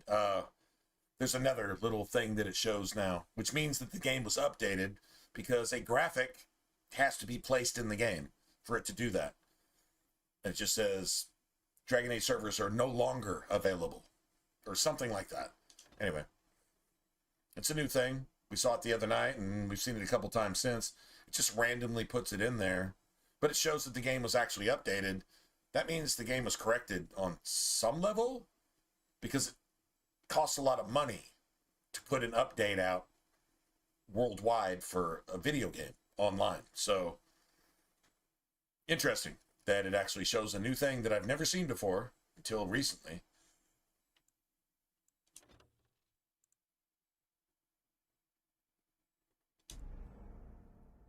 See what happens.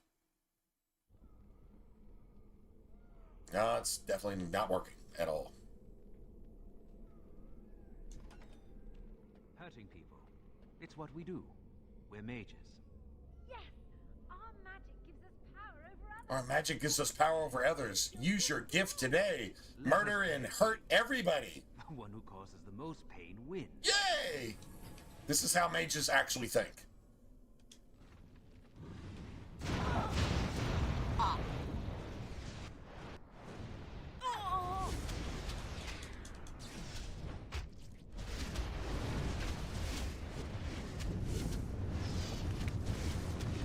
I've got no XP. I've gotten no XP. None. I got no XP. I just killed everybody and I got no XP.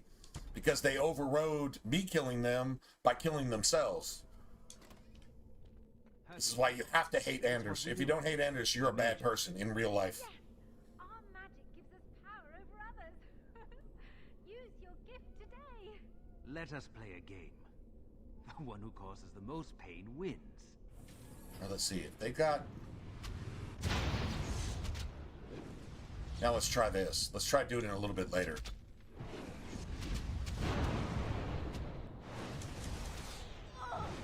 So I got one.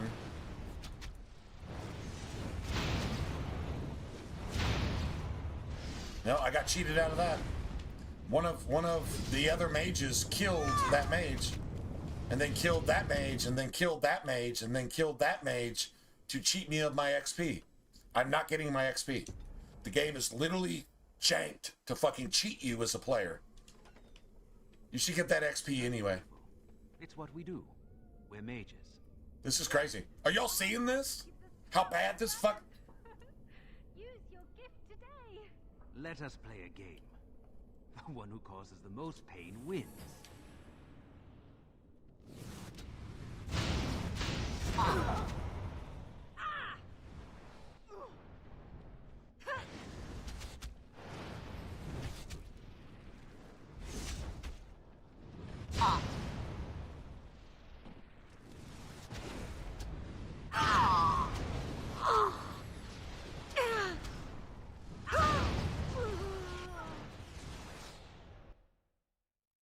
Okay, one more time. Literally, I'm done. I'll see you guys tomorrow. This is it. If I can't at least get 2 out of 5, I'm not playing anymore. I'm like literally done. Maybe I need to reset my console because this game is fucking broken. Their little update to give us a new message that didn't exist before, even though we knew the servers were down for over a decade, once they shut down the forums because of woke pieces of shit related to fucking Inquisition and Hillary Clinton. It took them 10 years to finally let us know that the servers don't exist anymore, which we knew that for 10 years, but they treat us like we're stupid, and then they put that in the game, but they don't fix the game, and they make it worse somehow, just because they're mad because they can't even play a game that they developed on casual, and you're trying to play it on Nightmare, and guess what? You get fucked because of woke fucking people in the very fucking corners, the like absolute outskirts of gaming. They have to fuck you with their blue and green and fucking purple hair. They have to fuck you somehow. And so they made a secret update to a game that's, I don't know, what, almost 20 years old? Crazy. Fucking crazy.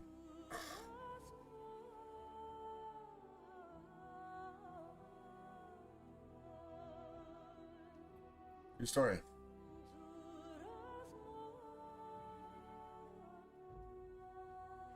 Yeah, that all my snack bar bulls, fucking satanic, baby raping fucking rape, fucking destroy everything good because you're not capable of doing anything good yourself as a culture of people or a race. Fucking locusts. Yeah, the all my snack bar pieces of fucking, they need to have pork shoved in their assholes and then kill them. Those motherfuckers, yeah. That's what mages are.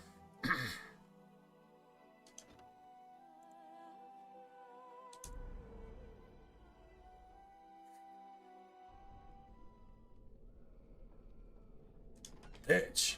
Hurting people. This is annoying. It's what we do. We're mages. I've never had this problem before, actually. Our magic gives us power over others. Use your gift today. Let us play a game. The one who causes the most pain wins.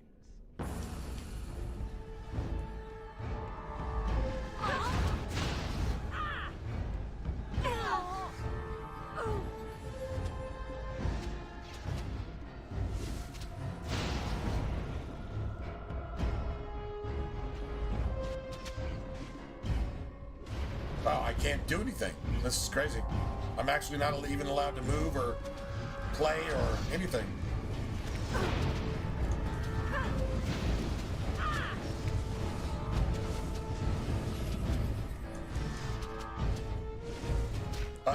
Literally nobody is dying.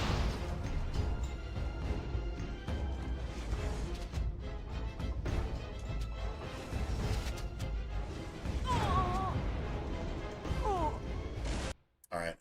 Yeah, I'll see you guys tomorrow. Later, guys. I'm out. I'm done.